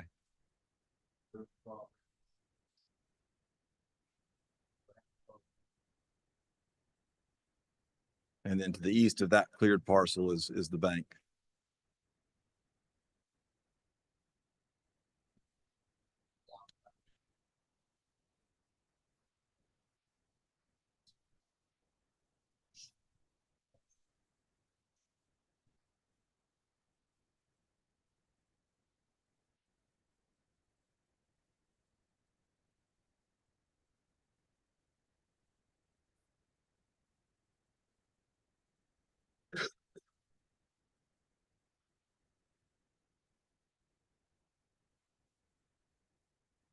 No problem, no problem.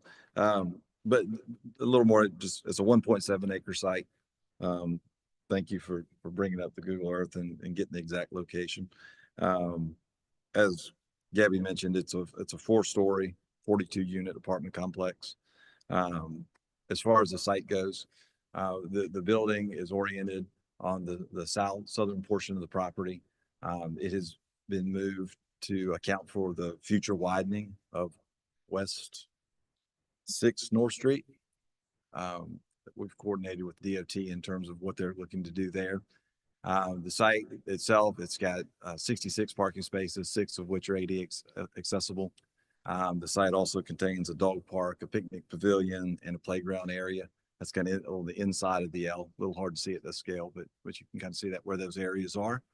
As far as storm drainage goes, we're very early in the design of the storm drainage system. Our geotechnical engineer is getting us some seasonal high water tables, infiltration rates, things like that. We anticipate using pervious paving, probably not gravel because of the maintenance you mentioned earlier on the meeting. We probably would be looking at pervious concrete or some type of permeable brick paver. Would be our preference. Town doesn't allow pervious concrete, No pervious I concrete? believe. Okay. Check, but So then we'd be looking at permeable brick paver then. Of course, over the years, pervious concrete has had its issues for sure. We are planning right now, at least at a very early stage, to do some type of a biofiltration, a rain garden area along North Cedar and then pipe it down to the intersection of North Cedar and West 6 North Street. And that would be our outfall. Let's see what I'm missing anything. The 688 spaces are located, in close proximity to the building. All our routes will be ADA accessible. This is a state tax credit project, so we have to abide by all of the state housing authorities rules and guidelines in terms of parking spaces, sidewalks, ADA routes, and all of that good fun stuff. The state housing authority also has some pretty strict requirements on the architecture, which Gabby will go over. And if you have any questions on the site plan, I'll be glad to answer this. Can you walk us through, I think I see a dumpster enclosure, but can you talk about trash? That's it. It's just if you slide your cursor down to the right a little bit, that concrete area right there, that's the proposed dumpster enclosure location. Okay, and thank you. And staff mentioned a couple things I picked up on was grand trees. So what's the state of the grand trees? And also if you could walk us through the open space. Gotcha. So we do have an arborist report. It just came in about a week or so ago. So we'll be getting a copy of that to you. Like trees on site. We've got some maples, water oaks. There are a couple big pine trees. We'll be, as we move forward with civil design and start actually doing our detailed grading, obviously we'll try to save as many trees as possible. We're obviously putting a lot on a 1.7 acre piece of property as well. As far as the open space goes, the area, there you are. That's going to be a park area. This grass park, that will be a playground area. There's a picnic pavilion and a grill. And then what she's pointing to right now is the dog park area. I just to remind folks, this is a conceptual submittal. So there's no vote. We're just gonna kind of have a conversation about it, tell you our initial thoughts. Can you go ahead and let's roll into architecture? Sure. And one of the things we ask every applicant is, how does this relate to the low country? What about it architecturally inspired? But how did the low country inspire you to build this building? What did you pick up on? Let's talk through all the kind of the materials on a kind of a conceptual level, but if you could just walk us through architecture. Okay, yeah. So we wanted the facades to be primarily brick. I think right now our current calculation for the total building is 40% brick, with just that top band of the fiber cement, which gives a nice accent color at the top. And then we've got the lap siding at the balconies that we have not decided on colors yet. I guess we'll present those at the next meeting. But those are the primary facade materials. We are proposing vinyl windows at this stage. That's what we typically do for these affordable projects. And the flat roof with the parapets was kind of we're trying to bridge the more residential neighborhood with the downtown area. So we were trying to bring some residential elements into the building while also creating kind of a more commercial feel for being so close to the downtown. How deep are the balconies? I believe they're just over 6 feet. We have to have our clear turning radius on each one of those balconies for someone in a wheelchair. Okay. Alrighty. Peter, you want to get us started? Can we go back to the site? And the parking, that's a field, right? That's a parking lot, a parking field. That's correct. And so someone, let's say you live in one of these units, what percentage is gonna park so far away? It's at least a block away to get to your unit, especially with rain or groceries. And so why did you choose that solution, a very dense solution on Fifth and Cedar versus a more sprawled solution on this entire site where parking can be integrated with the residential units? That's a good question. One of the things we're trying to accomplish with the site plan is to to create an area for the amenities, the open space areas. And so the L-shaped building allows us to do that and allows the building to front both streets on the corner.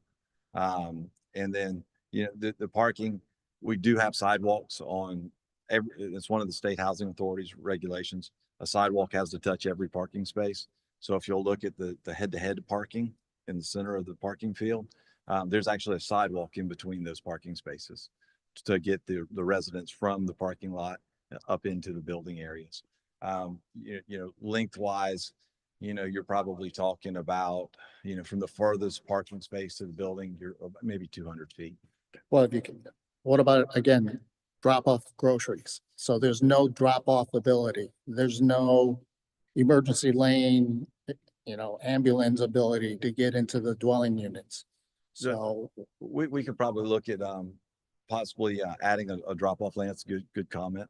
We could probably put a loading and unloading area for people who, you know, if they have to park far away, they could pull up and park long enough to unload I their mean, groceries. even if you order groceries, how are they, you know what I mean? Where do you order them to? The parking lot? How does that come to your front door? I don't understand. So like a lot of people who like to live in an apartment and live like that, especially in town, want the ease of my groceries did get, you know, I might order groceries from Walmart, whatever.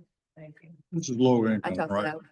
It's not low income, No. it's a tax credit project. Basically, Right. low income. What's not Section 8 housing? It's No. HUD finance. HUD fund. It's we're financed through the state agencies out there on that housing authority, and they provide tax credits to the developer. Right. I just don't, again, with the parking, I'm with you. I don't understand how that's gonna work. Right. Even So can you again explain why you created such a dense half of the site and not really take advantage of the entire site with, you know, lower rise buildings, still get your units, understand that units are important. But the parking disconnect to the units, to me, doesn't make sense. Right. So one of the things, the number of parking spaces that we need for these units, the unit count is 6 1-bedroom units, 25 2-bedroom units, and 11 3-bedroom units. And the required parking, we meet your code, the UC MX code is only one space per unit, but that would, you know, drastically under park the facility. And we're talking about 42 parking spaces for that number of units. So we don't want to drastically under park the facility. And our requirement to meet the state housing authority is to provide a minimum of 66 spaces. So to get that number of parking spaces, we have to go with a denser field. I don't know really any other way we could do this project on a 1.7 acre footprint without having that dense parking field. Well, you're only walking like 200 feet from the farthest point in the parking lot to the building itself. Yes, sir. That's correct. That's And correct. then you might have another 200 or 150 feet of walk through the building. Correct. So it's 350 feet. If you go to Walmart, you can be 1,000 feet away. That's exactly right. Yes, So sir. anyway, it's all relative and it's, you know, that's an owner issue, I think. And a tenant issue. And I don't think it's insurmountable. Correct. Right. And I do like your comment about providing a loading space. I think that's a great comment. Loading space is needed, I think we can do that. a loading zone. Yeah, I think you did the best you could with what you got. It's a really challenging site in terms of the size and shape. Yeah, I think maybe 1 or 2 loading spaces, not, you know, you've got that bay of handicap parking, that bay to the immediate land north of it. Maybe you could put in 1 or 2 15-minute loading spaces or something. I think the amenity area is sited perfectly for the building shape. You got the bioretention kind of buffering the parking lot. I mean, the building's on the corner, it's supposed to be. I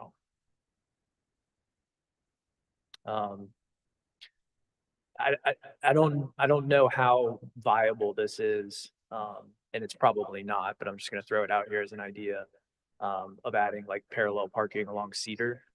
I don't know if that's even feasible or not. I mean, I would not be opposed to, you know, talk with the DOT about that. Department of Transportation is pretty tough. Yeah, And it's not, and so I'm not throwing it out there as a requirement. I just, You could A loop thought the that crossed my driveway mind. through the nose of your handicap parking. Mm-hmm. You could loop a drop-off driveway through there instead of that sidewalk. Somehow make a combination. I don't know how you work that, but you could work, you got enough space there to do something. We'll I certainly think- take a look I at it. I have a thought is, I think you're trying to have a very urban approach to this project. I think the building is very tall, 4-story. I think it's a tall 4-story, so I'm having difficulty with that. But, and that we'll kind of continue that discussion. But you could actually widen the parking lot all the way almost to the property line and put the bio retention in the middle, or do it underground. Put the bio retention in the middle, and then have a brick screen wall that is 3 to 5 feet tall that goes around the parking lot like you would see downtown Charleston. So it looks very urban. So if you're going to go with an urban solution, you need to go urban all the way, right? So that would make the parking lot wider. You would have your green space in the middle. You could still get sidewalks on both sides of that center parking. That's where you put your bio retention. It would probably add some spaces where those handicap spaces are to, for drop off and delivery. Or it's also add some non-handicap spaces that are real close. One thing, so I think that could get through the parking, and you've also got, you may have extra room kind of north along Cedar Street or 6th Street. there might not be enough space to fit that bio retention in Well, the center they of the can- parking. They can study it. Yeah, exactly. Yeah, and They're if gonna there's need- not, they can make it underground. Right. The other thing is, I think there's not a whole lot of foundation room for landscaping. It looks like maybe it's 4 feet along that back door. If this project went forward, I would like to see a robust landscape plan. You know, Somerville, especially in this corner, got a, town council and the mayor are talking about design excellence. So we want to see every aspect of this excellent, right? So if this is a highly desirable corner, especially with what's going on at 500 North Main, do the best you can, with building materials, the courtyard, the screen wall, all those materials can't be gravel. You know, concrete, Pervious concrete, I don't think is an option. So if this were to move forward, the attention to detail has to be exceptional. You know, I know this is just conceptual, but I just wanted to throw that out there. Even the playground equipment and all the park elements, those need to be really thought out and really designed, not just, I know it's conceptual, but not just, oh, I just put a playground icon on here or, you know, symbol. It's really got to be thought out, including how it connects to the street. You know, I know it's, again, conceptual, but there's no sidewalks that are connecting to anything on Cedar, although there's not a sidewalk there, I don't think, on this side. But there's no connection to 78. So we got to think about all that stuff. And what is that pedestrian experience if you're walking along any of these streets? But certainly, you know, what is that driver scene too? So it's got to be a very, very good project. And usually architecturally in a building, there is a focal point. And I didn't quickly see the focal point, a sense of arrival. You know, I don't know what the address of this building is. Is it on Cedar? Is it on 5th? I would think you would want it on 5th because that's the major street. And, you know, as far as if there's no sidewalk around your building, I would suggest you put a sidewalk around your building because that's going to enhance your building I with mean, pedestrians. And I think this is meant to be an urban solution. And so perhaps 90% of your residents will have cars, but there's going to be a percentage that doesn't. And where's the Uber go? Where's the where's drop off? Where, your EV charging stations? There's more than likely going to be EV charging stations here. You know, that's the thing we're doing. The dog run seems really small. and I'm really focused on this parking lot area because it's half your site. And I think it's underutilized. I think with a better layout, perhaps like Chris said, you can expand the green space. So it's just not in the, inside corner of the building. I like the comment about spreading the parking out. Internally, our team was struggling a little bit. The civil engineer and me wanted a rain garden in between the head-to-head parking, right? And then, the state housing authority saying you have to have a sidewalk touch every single parking space, which is maybe good, maybe bad, but It's tough. yeah. But I think, the idea that we take the parking and we move it towards North Cedar Street, makes sense. I think it does. And then we can have two sidewalks, a sidewalk that hits both parking field or both parking spaces that head into that rain garden, dry detention area. And then create what we can get for stormwater. And then what we can't get there, we just have to go underground. And that sidewalk may continue along Cedar to 78, maybe, I don't know.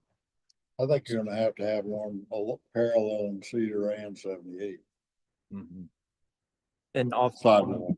yeah, and to that I point, think it's just a code requirement for the town. To come all the way down Cedar with the sidewalk. Yeah, along your Yeah. property line. Yeah. You'd probably be in DOT right away. Well, I'll go further Coordinated too. with DOT. I'd go down 6 North Street because the bank that just recently got built on the corner of 6 North and Main has sidewalk on both sides of that too. The bank that's further down on North before you get to Main, Yeah, that has sidewalks on both sides as well. So well, everything we've ever looked at has got I sidewalks. agree. So I would echo that. We need sidewalks on all street frontages. Yeah. and off of that, we were looking at the elevations. It looks like the bottom floor units, their porches are not, like they're gated off. Is that a requirement, or can they have the lead walk to them? No, they can have a lead walk to them. It was more of a security concern. Just being able to make sure nobody's hanging out on your porch. Gotcha. I think it would be cool if you could have a lead walk to those ground floor units that tied into the sidewalk kind of along the perimeter of the site. Well, make sure the doors have got canopies over them. They have what on them? Sorry. Canopies, That door right in the center. so you can stay dry when you come and go through. the Right. doors. Yeah, that door in the very corner, or like, the inside corner is a maintenance room, but all of Sure the they are. patios have overhead coverings. But I would still put canopies over those doors, even the maintenance doors. Okay. Yeah, the detailing again of all these balconies needs to be top notch. Yeah. So It's lacking a lot of Not- detail. Obviously, at this level, that's acceptable. Yeah. But, the next time, please come in with some low country detailing. well, Not traditional. I think this is a contemporary urban building. Mhm. So there are versions of, what you can do in low country. and I'm looking right on the bottom right, just above Becca's hand there, it says the column is fiber cement clad column on brick base. Yes. So all right, it's a brick base with a hardy plank column. Yeah, Yeah, okay. wrapped. I got Yeah. it. So for me, this is a really highly visible area, y'all. And if you live, like, I don't live anywhere close to that. I do live in town, but this is an area that I travel all the time. I do have some heartburn over the height, and you said something about that. Like when you turn onto 78 out of town, I feel like that's what I'm gonna see. You're gonna see it from Main Street. Right. I'm going down Cedar. I don't know. I feel like it's kind of like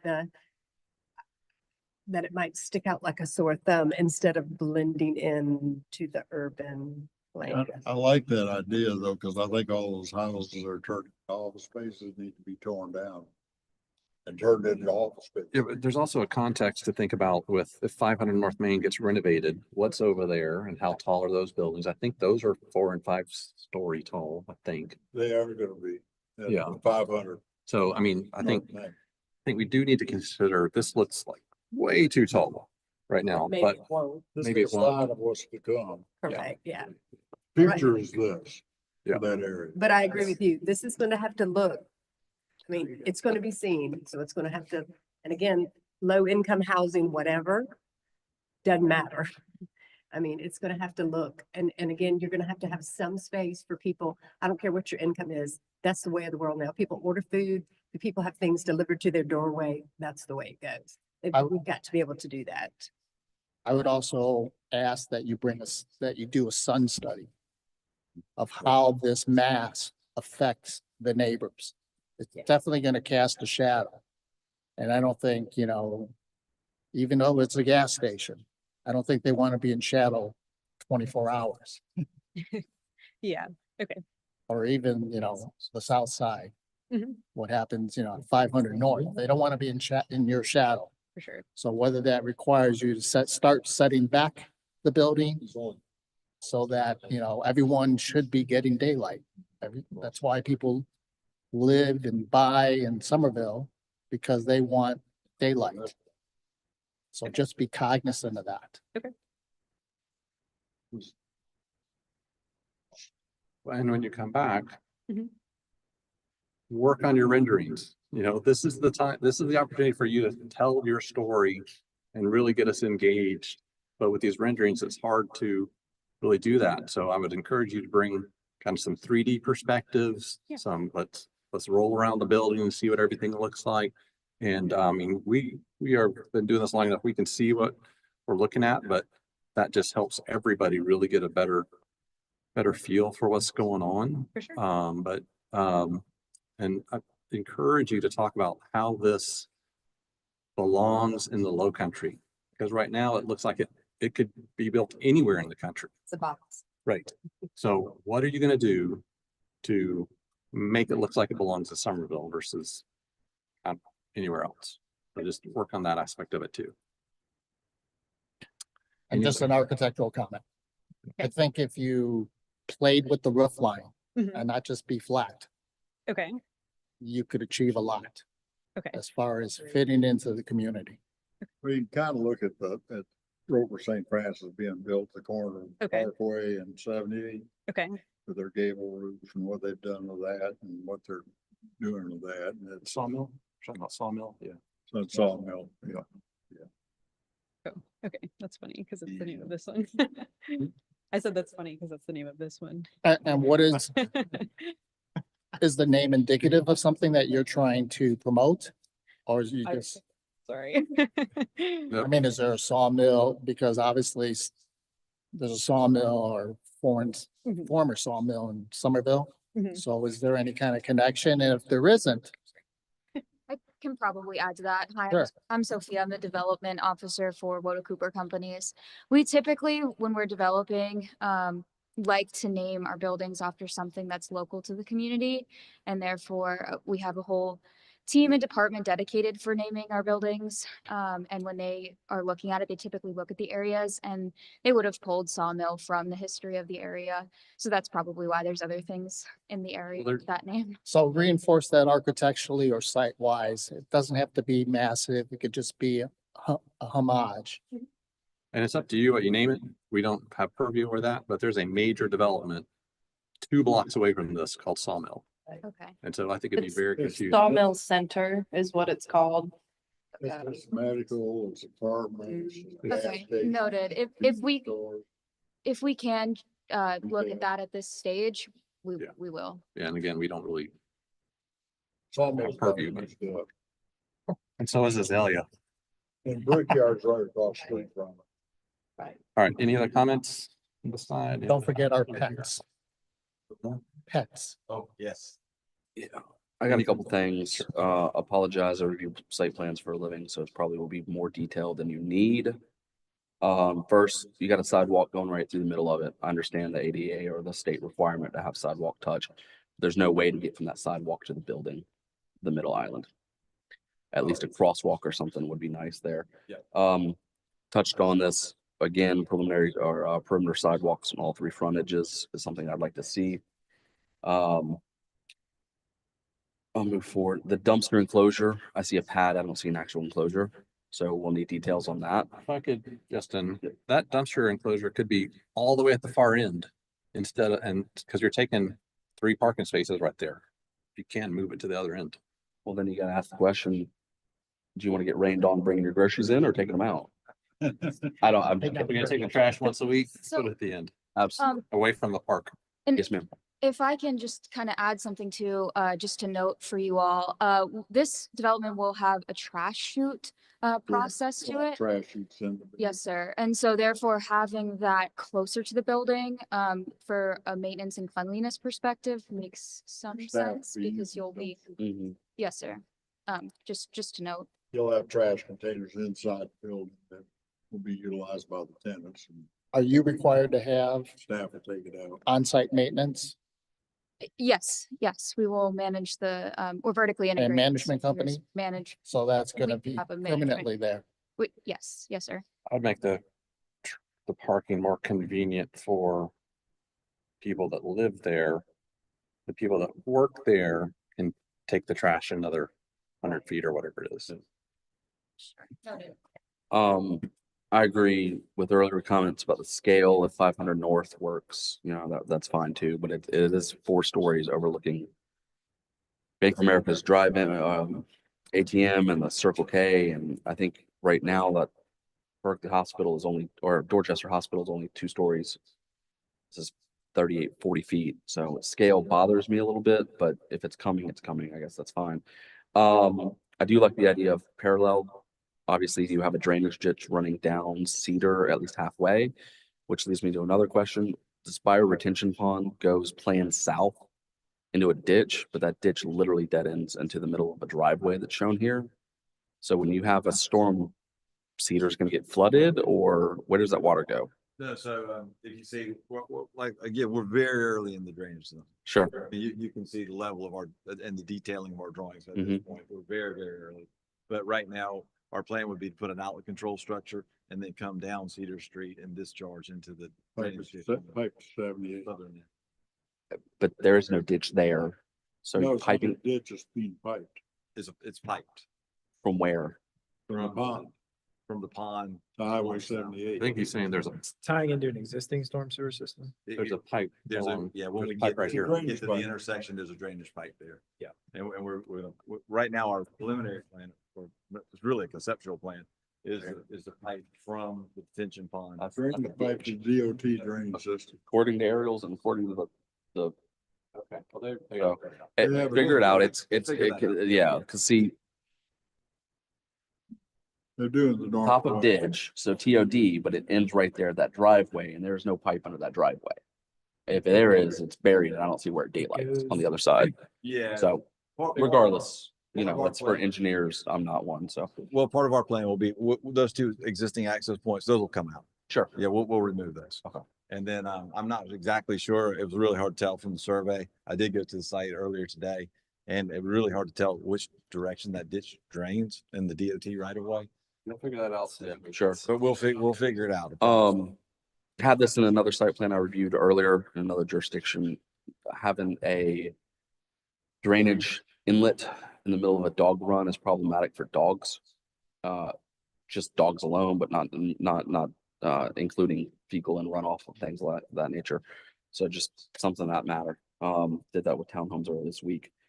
And then last but not least, I agree with earlier comments. You have double doors that appear to go into a multi-purpose room off of Cedar. I think this is, to Chris's point, we can do a lot better on the architecture to make it more Somerville-y. But also, if there's going to be a front door or any kind of access door for the residents from Cedar or even Fifth, mainly Fifth, I think we need to enhance or accentuate the entrance.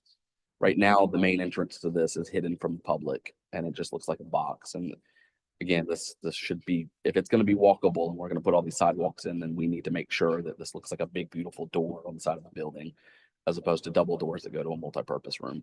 Yeah, because if they're walking from downtown, do they have to walk all the way past the building, back to the parking lot, and then enter from kind of the parking lot side, or can they go in off of Cedar?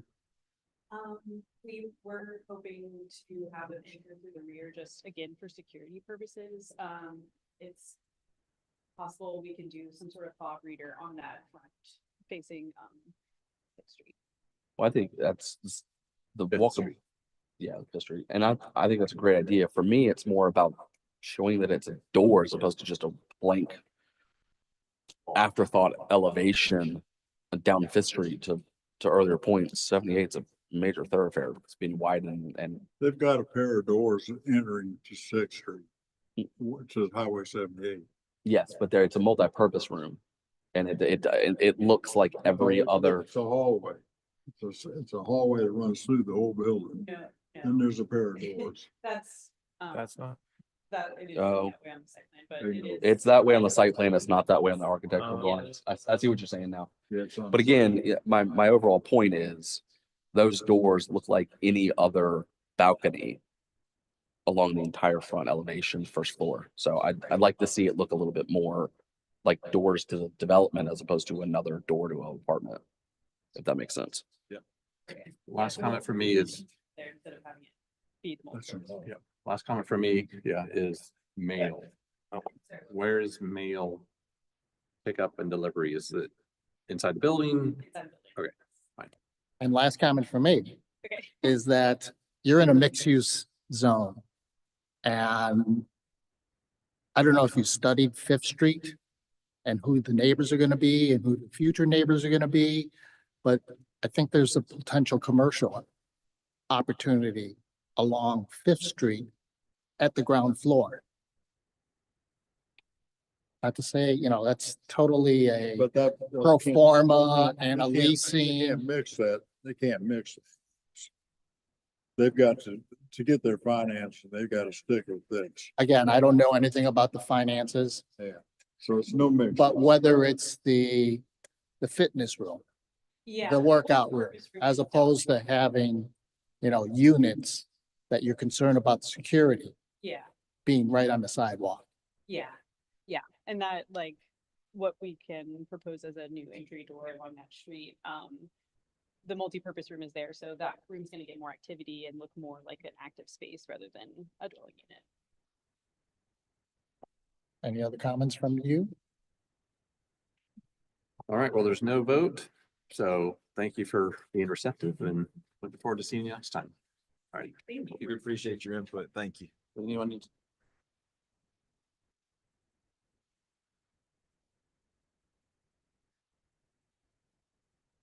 Okay, so we'll move right along to our last item on the agenda for conceptual review.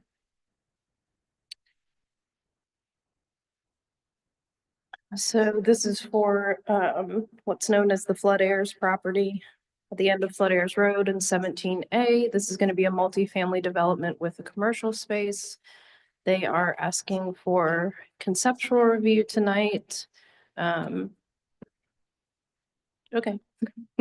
The applicant can advise on any updates on the TRC comments they received. And as this was a conceptual review, I didn't really have any further comments at this time beyond the TRC comments that were issued. So I will hand it over to the applicant and y'all just let me know where you want me to jump around, okay? Sure, absolutely. Thank you all for the time. My name is Daniel Scarda. I work for the owner of the property. We're a family firm. Wanted to make sure I introduced myself. It's a project that I've taken on personally, one I'm very excited about. And in furthering this property and annexing it into Somerville, we spent a lot of time with staff and taking a look at this plan. So I hope, I look forward to all your comments and your input. And what I hope will be a nice beginning to that Berlin G. Myers extension, as it's in my, as I'm being told that it's being wrapped up rather quickly.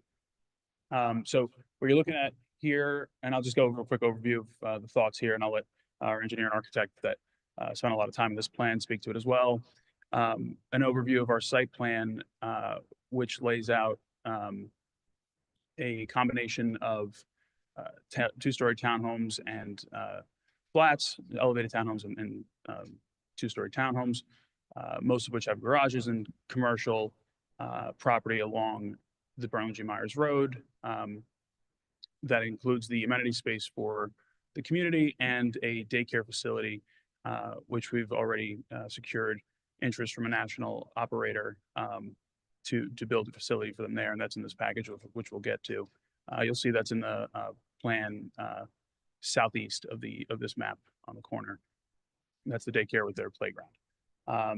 The idea being here, try to accentuate a lot of the open space that site provides for, a number of, you know, a number of trees that we're looking to use an accentuating factor, including the ones in front of the commercial space, some large trees that we want to make sure we keep in the foreground and, you know, as an element of the entire site.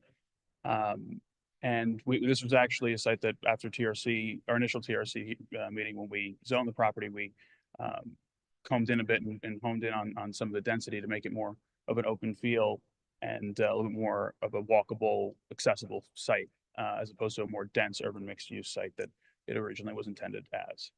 We felt it highlighted this piece of property much better, and it left for a better residential community. I look forward to your comments, and I'll let my team speak to some of the details on the architecturals and the engineering work, but thank you for the time.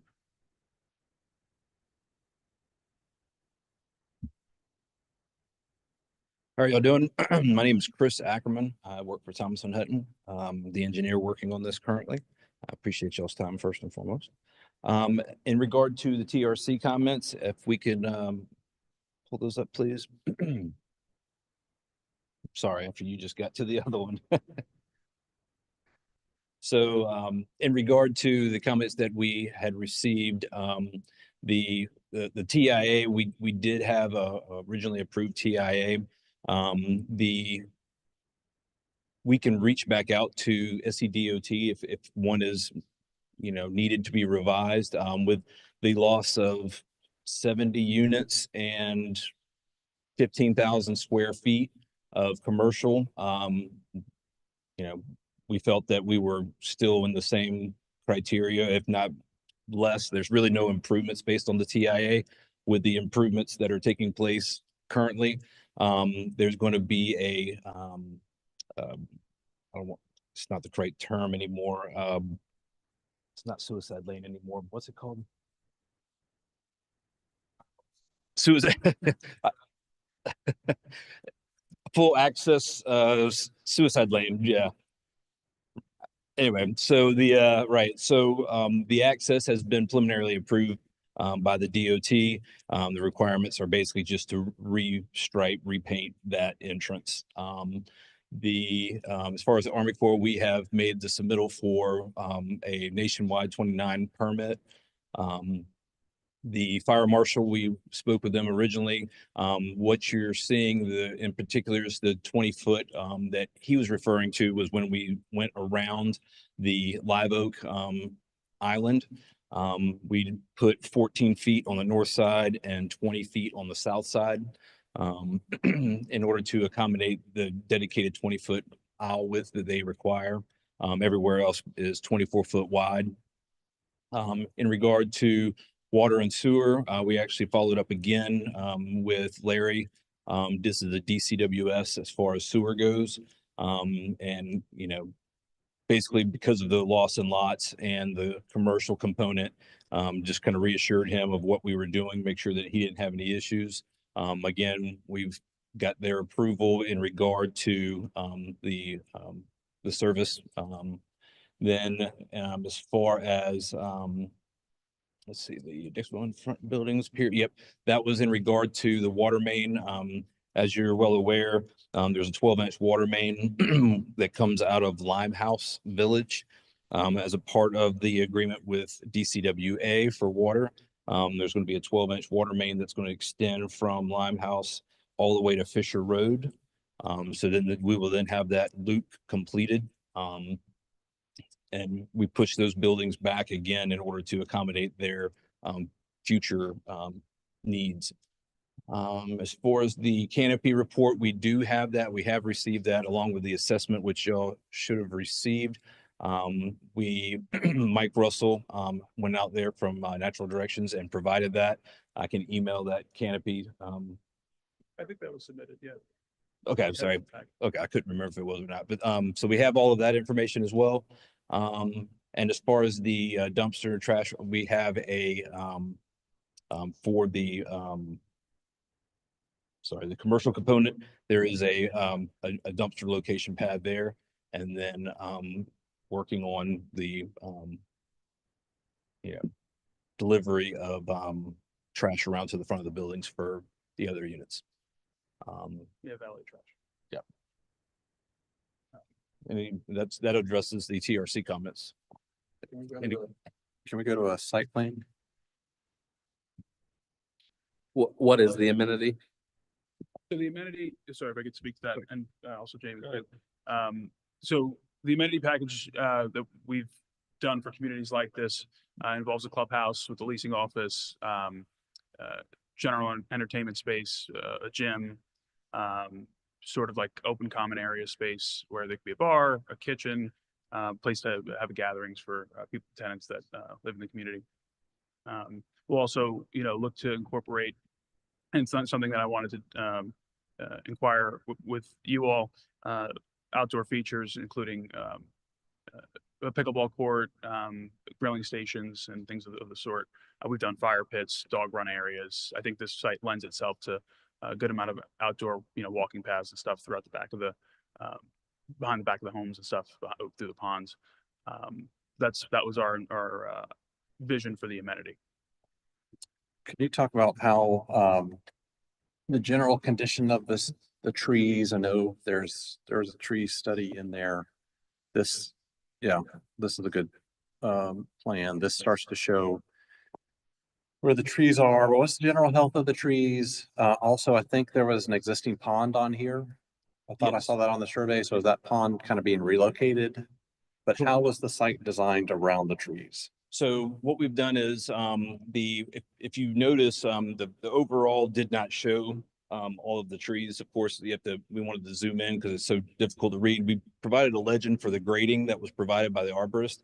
You'll notice as site naturally goes from the future Berlin G. Myers connection, and topography goes back towards the wetlands, so the site literally drops.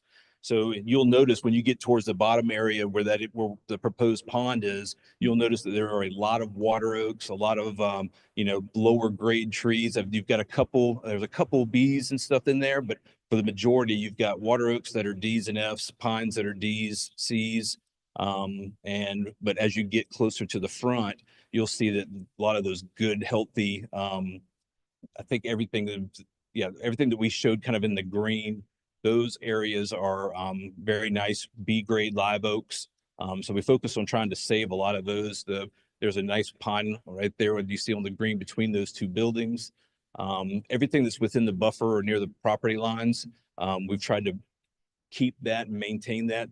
The property is actually divided into two parcels, and you can kind of see how where the parking is and those three live oaks, all of that, there's like a property line there where they planted it.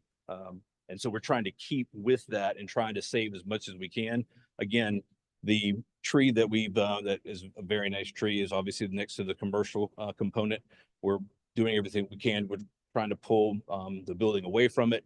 We even actually rotated the building 90 because originally we had it fronting. So we pushed that away, moved the playground to this side. Water, we could probably even move the water just to get it further away. The tree that's in the tree island, we talked with Justin and Jesse about basically got the high point of that area and trying to build around it so that we're starting at existing grade and draining away from it. I think there was a comment that I heard recently about trying to lessen the impact of building on top of it. On the one side, potentially, we've got room there, may have to adjust for there's like one or two pines there, but maybe doing the road entire south. I mean, that's an idea. Yeah, we're willing to. I was just going to say one thing I wanted to touch base on that with, because Chris was accentuating an important point that I just wanted to make sure was clear. We did spend some time, especially in lowering the density, focusing on how we can make the site work around a lot of these trees we wanted to maintain as a focal point of the site. The few that he pointed out, and we're working with Justin and the arborist team with the town, was to focus on those trees exactly. So all those ones up front, we figured would both be added for the community inside, and because they're visible as you drive by in most cases, a nice feature to keep. But I wanted to make sure I just pointed that out. It wasn't that we were arbitrarily moving boxes around. It was done in light of where the trees lie and their health and safety. Just to clarify for the applicant and the board, Because of the way our development ordinance is written, and Justin has probably mentioned this to you, any encroachment over a third into the canopy requires tree protection board approval for trees of a certain size. So just so the DRB is aware, this project most likely will have to go before the tree protection board for approval. Has Justin been on the site yet? I was told that he said that he was going to go on site. I'm not sure if he has, but I don't think he has yet. It's a big site, so it takes some time. Glad to hear about the 30%. So the way it's written now, is that encroachment, up to a third can be approved at a staff level, but beyond that for grand trees, it has to go to tree protective board. You talked about it, but my initial thing when I see on the site plan is, I think it's a 43-inch live oak. I think it's a B. I'm not 100% sure on that. We like to see pictures of the trees you're working around and pictures of some of the trees you're taking out that are a little questionable too, to be honest. Just go ahead and get that out there. And I like the idea of going south of the live oak. The trees that are being preserved below that live oak, the one with the center island, I think are pines and gums. So I would take out some pines and gums and work around that live oak more. I think you could probably take the entire road outside of the protected zone and go around it. I don't think you'd go around. I don't think it's feasible to go around both sides of it. There's an opportunity to just go south of it. Yeah. And I think you mentioned it earlier, a little bit about open space. It, to me, doesn't read like there's a lot of open space, and I could just be seeing it wrong. And I say that because for one, there's a pond right kind of in the center of that space, which is not really usable. But so maybe the site plan needs to change. I don't know. This is the first time we're seeing it. Maybe the site plan needs to change so the pond is not there. I don't know if that's feasible or not, but if the pond has to go there, maybe it's really an amenitized pond with bulkheads on one side. Maybe it's a little, we did it at Nexton, right down the road. As you exit, you can see it, but there's a very low bulkhead that's maybe 2 feet on one side, and on another side, it's 8 feet or whatever it is. But it really becomes an amenity and a feature instead of just a pond, with a grass bank down. So that may enhance your open space Feeling of argument. open space. I understand. Yeah. Yeah. If I'm being honest, that was part of the vision that we felt, whether it was just didn't think that it was strictly a retention idea, something that we could use it as to accentuate the site. Okay. But definitely a great comment. I appreciate your input. Sure. And I thought I saw on building 14P at the entrance there. It looked like there was a gigantic magnolia under that building. So just take a look at that. It looked like it was big on the chart. And if it was as big as that chart indicated, it's big. And it was the only one I saw on the site. But just take a look at it. Yeah, Just we'll conceptual. look. It's funny. I would think it would have shown up on this one, but we'll definitely take a look at the tree Yeah. survey. Yeah, it was on, I saw it Under on the one of the 14. apartments. Okay. And just again, think about that open space, the playground behind the commercial that I assume is related more to the commercial rather than all the residents. It's kind of lacking open space to me in the back where I assume it kind of drops off like you described, but we just want, think about the open space, how that's how people can engage with that. Is it convenient to them? How can they get to it? And again, you probably heard me talk about that excellence in detailing. This is going to be a very important site. I'm excited that you guys are looking at this, but we just want to see very good architecture and a very good attention to detail from the entrance to the open space, the amenity, all components. And excellence does not always necessarily need to be interpreted as, well, that sounds expensive. It just needs to be, it could be, but it needs to be designed well. Have really good proportions on the buildings, make them look southern, make them look low country, even if it's kind of this a little bit of a modern interpretation of what local materials are. We're open to that, but that was my little soapbox. But And one thing I just wanted to, and I noticed we turned the layer was turned off. we have everything's, very walkable, very, there's going to be a trail system around the ponds. There's going to be interconnectivity. So there's going to be a lot of sidewalks, connecting, and unfortunately, that's on me that it should those, but it's going to be very, pedestrian friendly. Throughout the site, it's important for us too, because we want people to be able to walk throughout the community. It's going to be sidewalks and well interconnected, but we'll definitely come back to you all with that in more detail. And context of what's around you. You heard us talking earlier about what do your neighbors look like. Let's see what the context is, when you come back as well. Yeah, and the back of these backs of houses that we need to screen a little bit more because there's only 15 feet. Now all of a sudden they're having, I don't remember how many stories your buildings are there, but are they going to have a 3 or 4 story building looking back under their pool? Had that happen a few times and heard all about it. So don't want to have that happen again. Okay. But just look at your neighbors. Any other comments on site plan, just from a concept level? Yeah, I almost think that immediate intersection internal to the site could function better. The reason why I say that is because you're going to have 10,000 square feet of childcare. You're going to have drop off. It's not always going to be people in this neighborhood. So you're going to have a lot of people at 7 a.m. coming and a lot of people at 5 p.m. going. If I live in the back of this neighborhood and I can't get to my house because there's a drop off line or a pickup line, and I live next to a Catholic school where that happens, I got to time my commute to work just because of that. So you add that to a very congested internal, very short neck on the entrance, and I think you're asking for problems. Whether you have the road go straight into the back and you reorganize some things, I don't know, but I see problems. I agree with Chris, not just to plan north, but also plan south on a bolstered landscape. It looks like it's 15 feet on the north into the plan east, but on the plan south, it doesn't look 15 feet. I would make it 20, 25 all the way around if you could. The wetlands, it doesn't appear per the aerial, the wetlands are very sparse, but again, they're going to be able to see that pump station from the next neighborhood over. Sidewalks, we have this big, beautiful sidewalk down Berlin G. Myers now. Why this neighborhood doesn't connect to it, I have concerns with, particularly, whether you have to have sidewalks internal to these private roadways, I don't know. But if you don't, at least have the sidewalk come in off Berlin G. Myers, the amenity center, or even the commercial.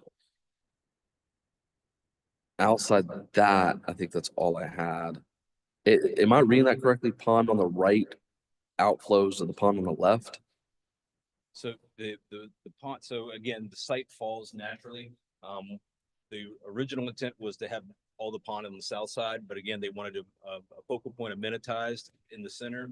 So that water is draining through, as you can see, goes southeast or southwest, north, then comes in, ties a smaller pond and then discharges.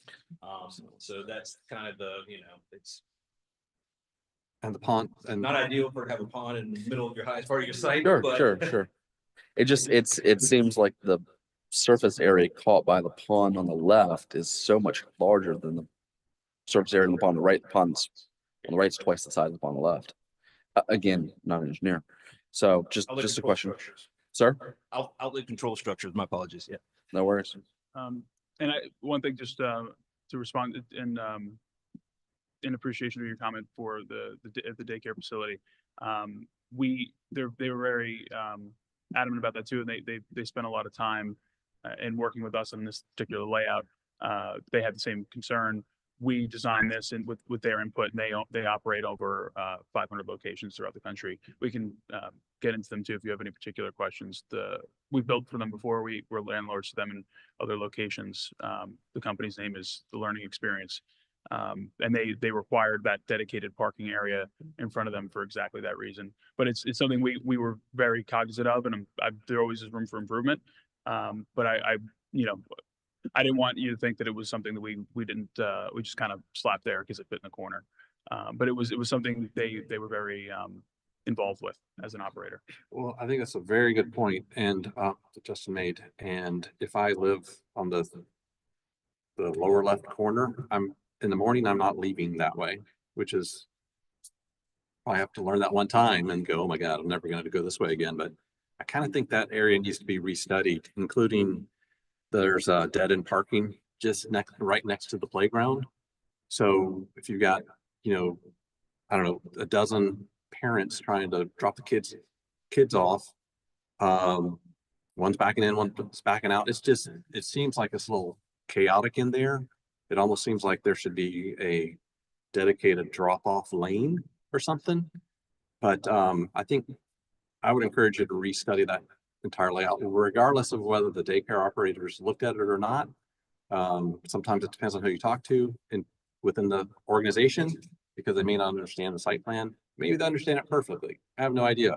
But just from a person that does a lot of site plans, it looks like it's a mess. And I know that DHEC there are requirements for daycares from DHEC, and I can't remember exactly what those are, but for that drop off and pick up. So. And you're probably gonna have a lot of people parking at the amenity center first thing in the morning, taking their kids across the street. Yeah. To the daycare. I don't know. Have some And I don't concerns. see a CBU, so I imagine that the mail is going to be picked up at the amenity center.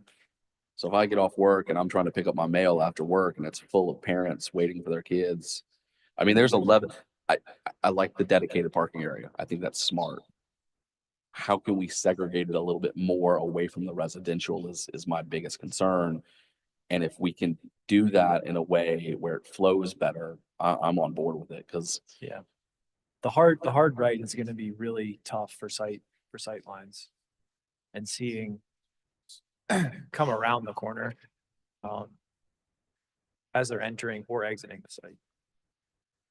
And then if you've got cars parked in those spaces that are obstructing the lines of sight, it could be problematic. Great comments, guys. Thank you. Very helpful. All right, I think you're gonna get some pushback on the amount of trees that are being removed on this site from BZA and the arborist. I'm a little concerned about it too.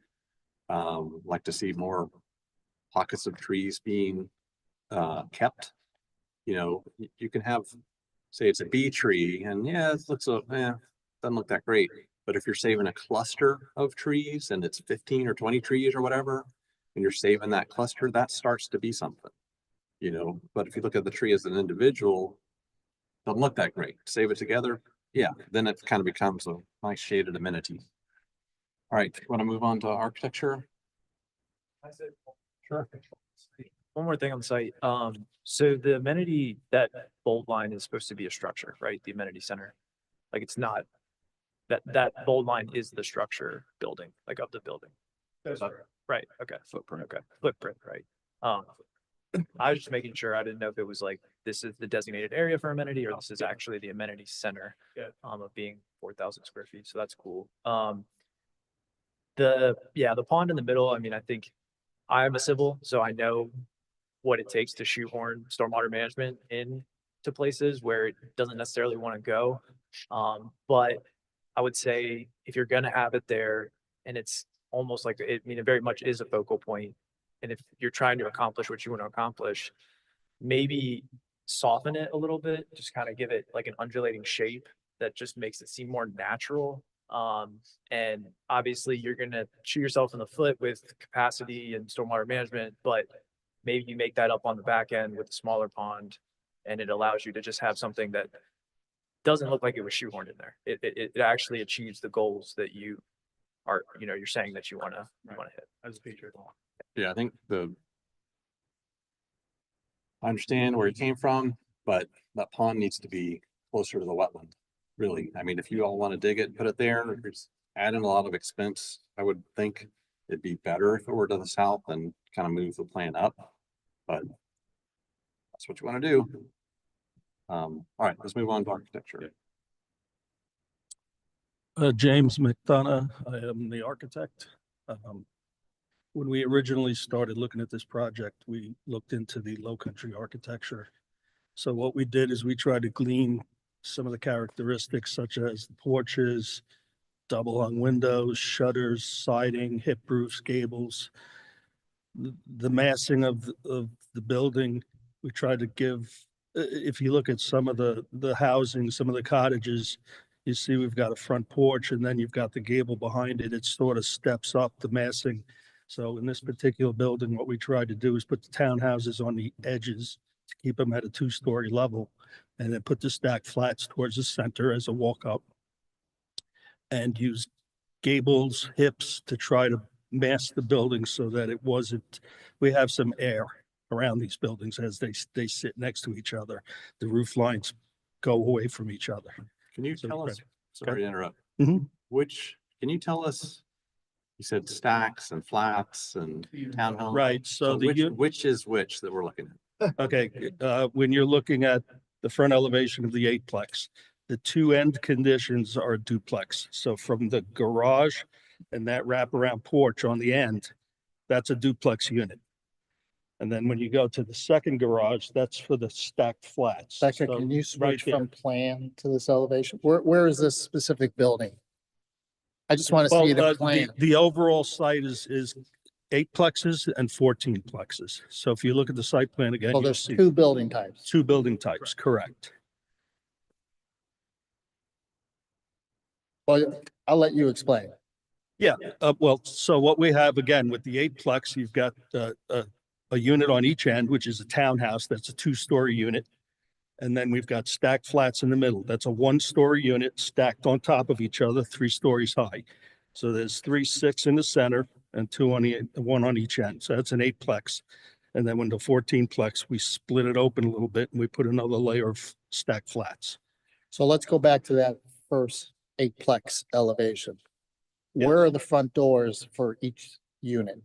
Okay, so on the end, you're looking at those 2 windows underneath the gable above it, Okay, right? Well- See how it's wrapped around to the side? So those are side entries, the 2 ends, okay. right? And then the fronts, that's a center walk up on the ground floor. Those are the 2 entry doors. Is that a breezeway in the very center? The very center is a stairwell. It's not a breezeway. No, it's not a breezeway. You're gonna walk in there. There's gonna be maybe 6 feet of space, and then there's gonna be a staircase goes up to the second floor, continue to walk up to the 3rd floor. They all have balconies in the front, and we have the wraparound porch on the ends, trying to get that low country feel where you can hang out in the front of the house, see the neighbors walking by, that sort of thing, and try to encourage that Okay. sort of, Can we go to a site plan now and point out where this 8-plex building is? sure.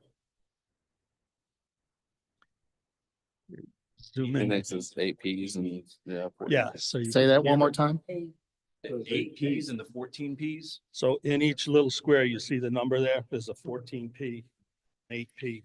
So that's an 8-plex or 14-plex. Can I ask a really dumb question? Are these individually lotted? Well, so from a plat perspective, Yes, sir. so this is intended to be an apartment complex for rent. Okay. So our approach now is to have it on one tax parcel. For the I apartments. I hear townhomes, I think single family attached, Fair.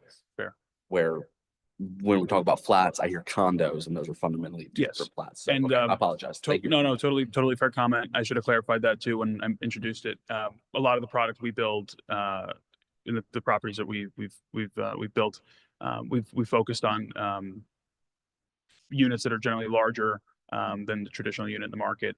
Something that feels more like a home, but is for rent, built with that in mind. That was the intent of those units. Copy. No for sale units. So not on this plan, no. The intent was for them to be apartments. Can we go back to the 8-plex? So the garage side is meant to be the front door. What's happening on the reverse side? The rear elevations. This is we- the we've rear got- elevation? Yep, the stacked flats will have balconies out the back. And what we have is windows across the back there to let in light from both sides of the property so that we can capitalize on the light. That's the townhomes on the end will get 3 walls of glass. So I think any orientation that we have on the site, we should have plenty of sunlight. Are those real dormers or fake dormers? Those are real dormers. They're cut in. Have you built these buildings elsewhere? No. We've built, we've been working with Jamie and his team for a long time, projects going back 20 years. with similar product that we have examples of. I think we submitted as part of the package. If I didn't, I apologize, but we've built similar townhomes like this. The only difference in what we've built before is that we didn't do the raised town. So it would just be the 2-story stack town without the flat underneath it. But architecturally very similar to the stuff that we built with him. And that was the reason why we went in this direction. We thought it was a good fit for the demand of the market. How do the garages work? We only got about half as many garage doors as you got units. Great question. You got an 8-plex with 4 garage doors. How's that work? Well, downstairs on the first level, the 2 stack flats in the center will have those garages. And then the 2 units above that will be parking right in front of the building itself. Cause I don't see any parking spaces in front of the building on the site plan. That's how it's laid out. We can definitely add more detail, but that was how it's laid out there. They're notched out boxes. Yeah. And then we changed the color in the entryway, so to show those driveways, the different color being like a paver, or maybe a different material to indicate parking for one versus the other, where there isn't a garage. So they're sharing a drive up. No, it's drive up. So you drive up to, let's say on the paver, let's say where it's plan white. Yeah. And then the unit that has a garage is plain gray, and they would be next to it. So you would, Drive in. yeah, totally separate drive entrance. There's more impervious space. There's more impervious space in front of the units than it seems at first glance. Well, we can add more detail. What you're saying, because with the assumption being that the white area It's is grassed. I mean, that would be Gotcha. the assumption I think we Understood. would make, yeah. So where Becca's hand is, go to the white space, Becca. What's in there? So right now that's grass. Possibilities, Grass Creek. Is it parking? No, right now it's grass, but if we need to increase the parking for these structures, we would put maybe grass creek in there, let the grass grow and let them park there. So right below the hand, there are 2 driveways in. 2, Correct, 1 for each garage. And then the one for a garage, 1 for a park. No, So where does unit above it? parking is remote. right, Yeah, Parking's remote. Right. yeah. right, the parking is remote at the moment. Right. Way remote. What we were talking about is possibly going into those white spaces on the, Rent between the cheaper. driveways. We'll have grass and then some parking and some more grass. So for that one that's 14P, you've got 1, 2, 3, 4, 5, 6 parking spaces in the front, which looks like it's an entry into the driveway, right? Or to the garage. Right. So that's 6 parking spaces. You've got to get at least 8 more, right? And Right, those are in so kind of a parking lot style away. 2, 4, Way 6, away. 14, 8 more spaces, correct. So in some of these instances, you'll see that we have parking, it's remote. So Parking is- between the 2 buildings, if there's 14P, if I'm looking at the plan, there's the. Yeah, Yep, correct. So the first 3 buildings that you see as you come in, those 14, yes, those are going to have next to those driveways, you're going to have a paver parking spot on either side. All right, for those buildings. The other buildings all have additional parking, including some spaces that aren't shown, but So you're gonna show that later. yes, sir. Yes, sir. So, all right, the first Yep. building on the right as you come in the entrance. Correct. You've got driveway or into the garage, you got 1, 2, 3, 4, 5, 6, and then you're having a paver Driveway on either on side. each side. So that's 6 more. 7, 6 8, more. 9, 10, 11, 12, so that's 12. Right. So you're at least 2 parking spaces short. So where are they parked? So those spaces are going to go, see where the water main is? Yeah. So we've got 2 of the spaces over there next to the building where the 2 8P buildings are in that curve. We're going to put some additional parking in there.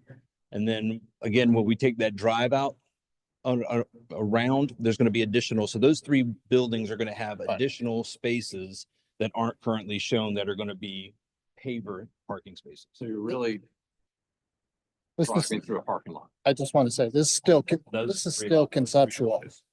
This is still conceptual. Yeah, yeah. So you're hearing, Mhm. parking as a concern.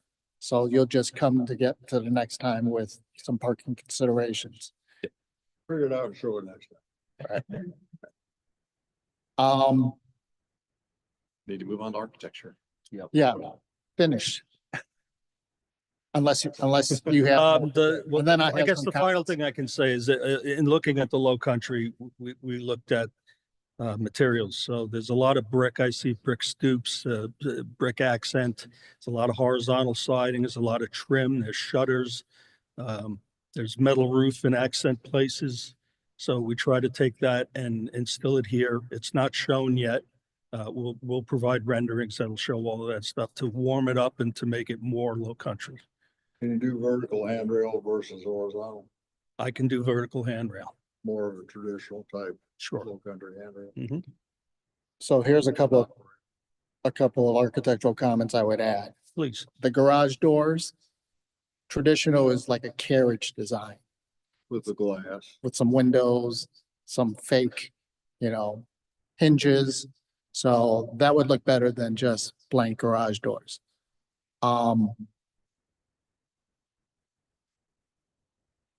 I don't know if your concept is to have all the buildings throughout this entire site to look the same and create a subdivision look.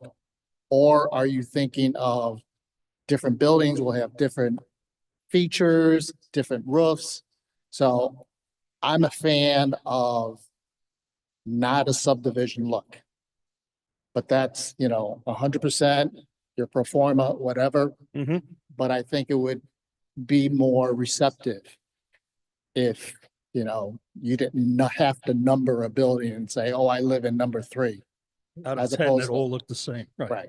So just consider that with finishes, colors, perhaps some roof features. And then if you can go back to the site plan. Just any site plan.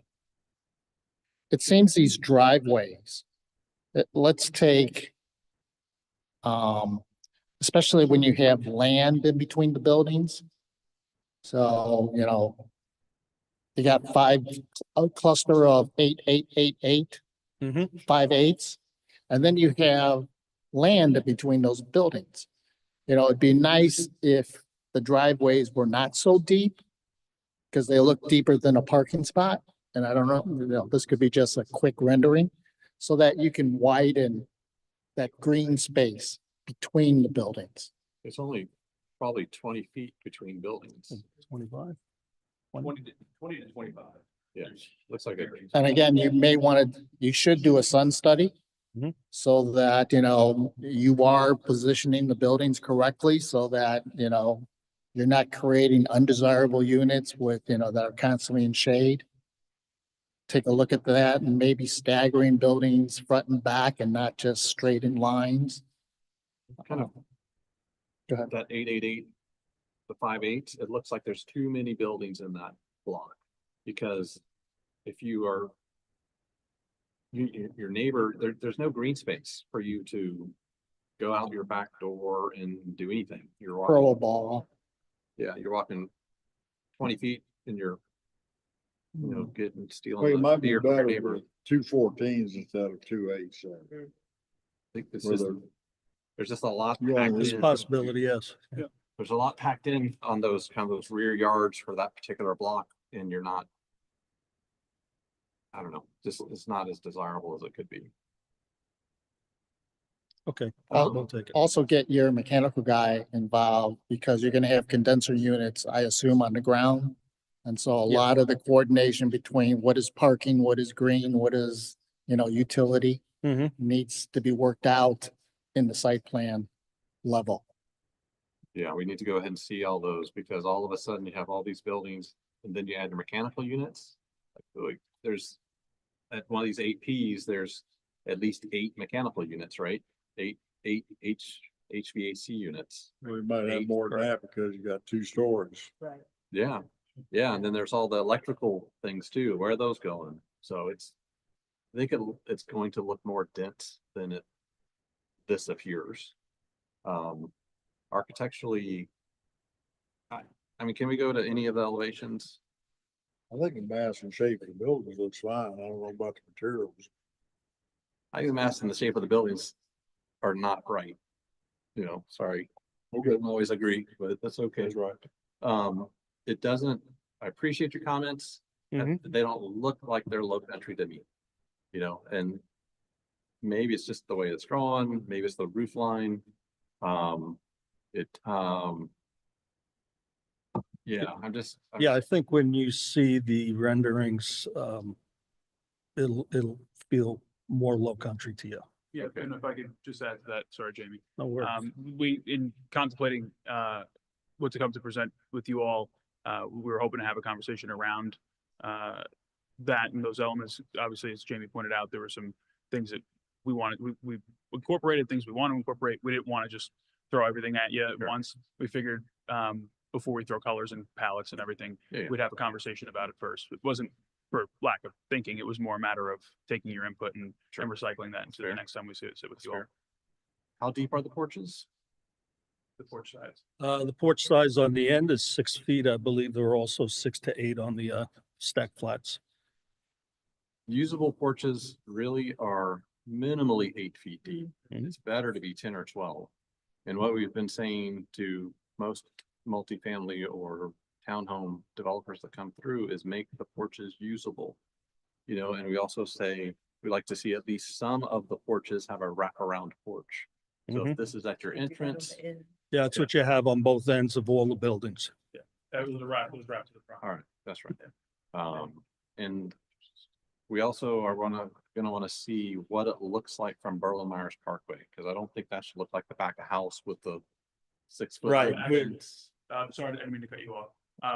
And Jamie could speak to this too. The front elevations of those buildings are, to your point of being a little bit more unique, slightly different in that obviously the front elevations for the rest of the buildings have these garages. I think it's in the presentation, and Jamie, maybe you could point out the page, but where the front elevation facing Berlin G is different, as that's not the front of the house. It doesn't have to look like it has a front door, but it's just needs to be well designed. Well, I mean, the front door, I think ought to be half glass rather than all glass. Okay, sure. And can we look at the commercial building as well? Is this their brand? So yes, this is their brand standard.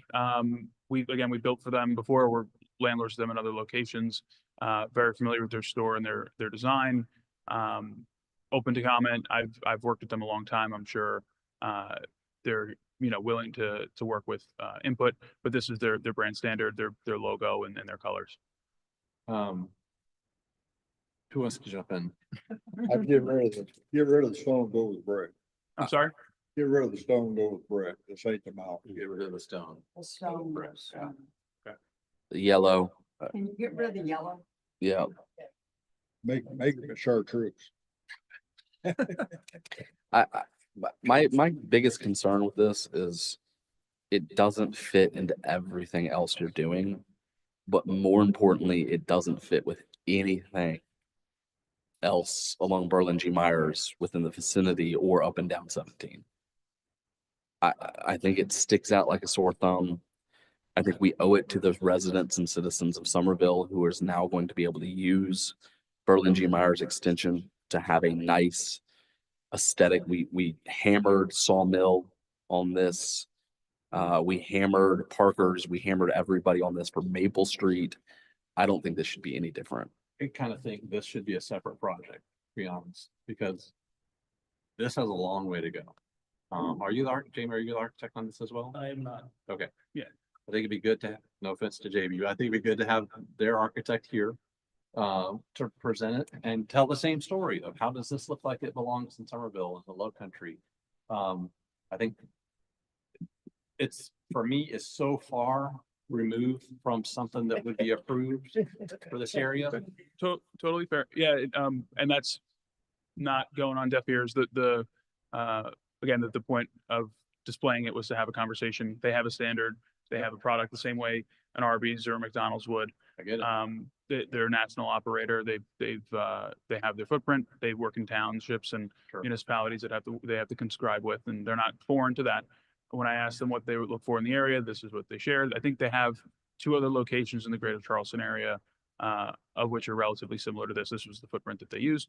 Does not mean that it's right or what you guys, what we're looking to do, but that was the point of the comment. If you have, I mean, they can come and speak and, we'll bring particular architecture or design for that, but if there are any other comments on that, I'm happy to, refer that to them so it's more refined when you see it next. I think that, I don't want to tell them, oh, put a thing here and a thing there and make this brick or whatever.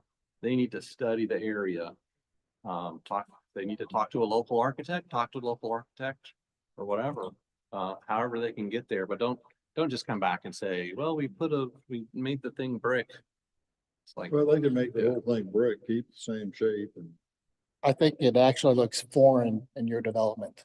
it does. It doesn't look like it belongs You know, with your. There's no connection between your development, which is starting to look great, and the sensitivity that you have to the region and the low country architecture.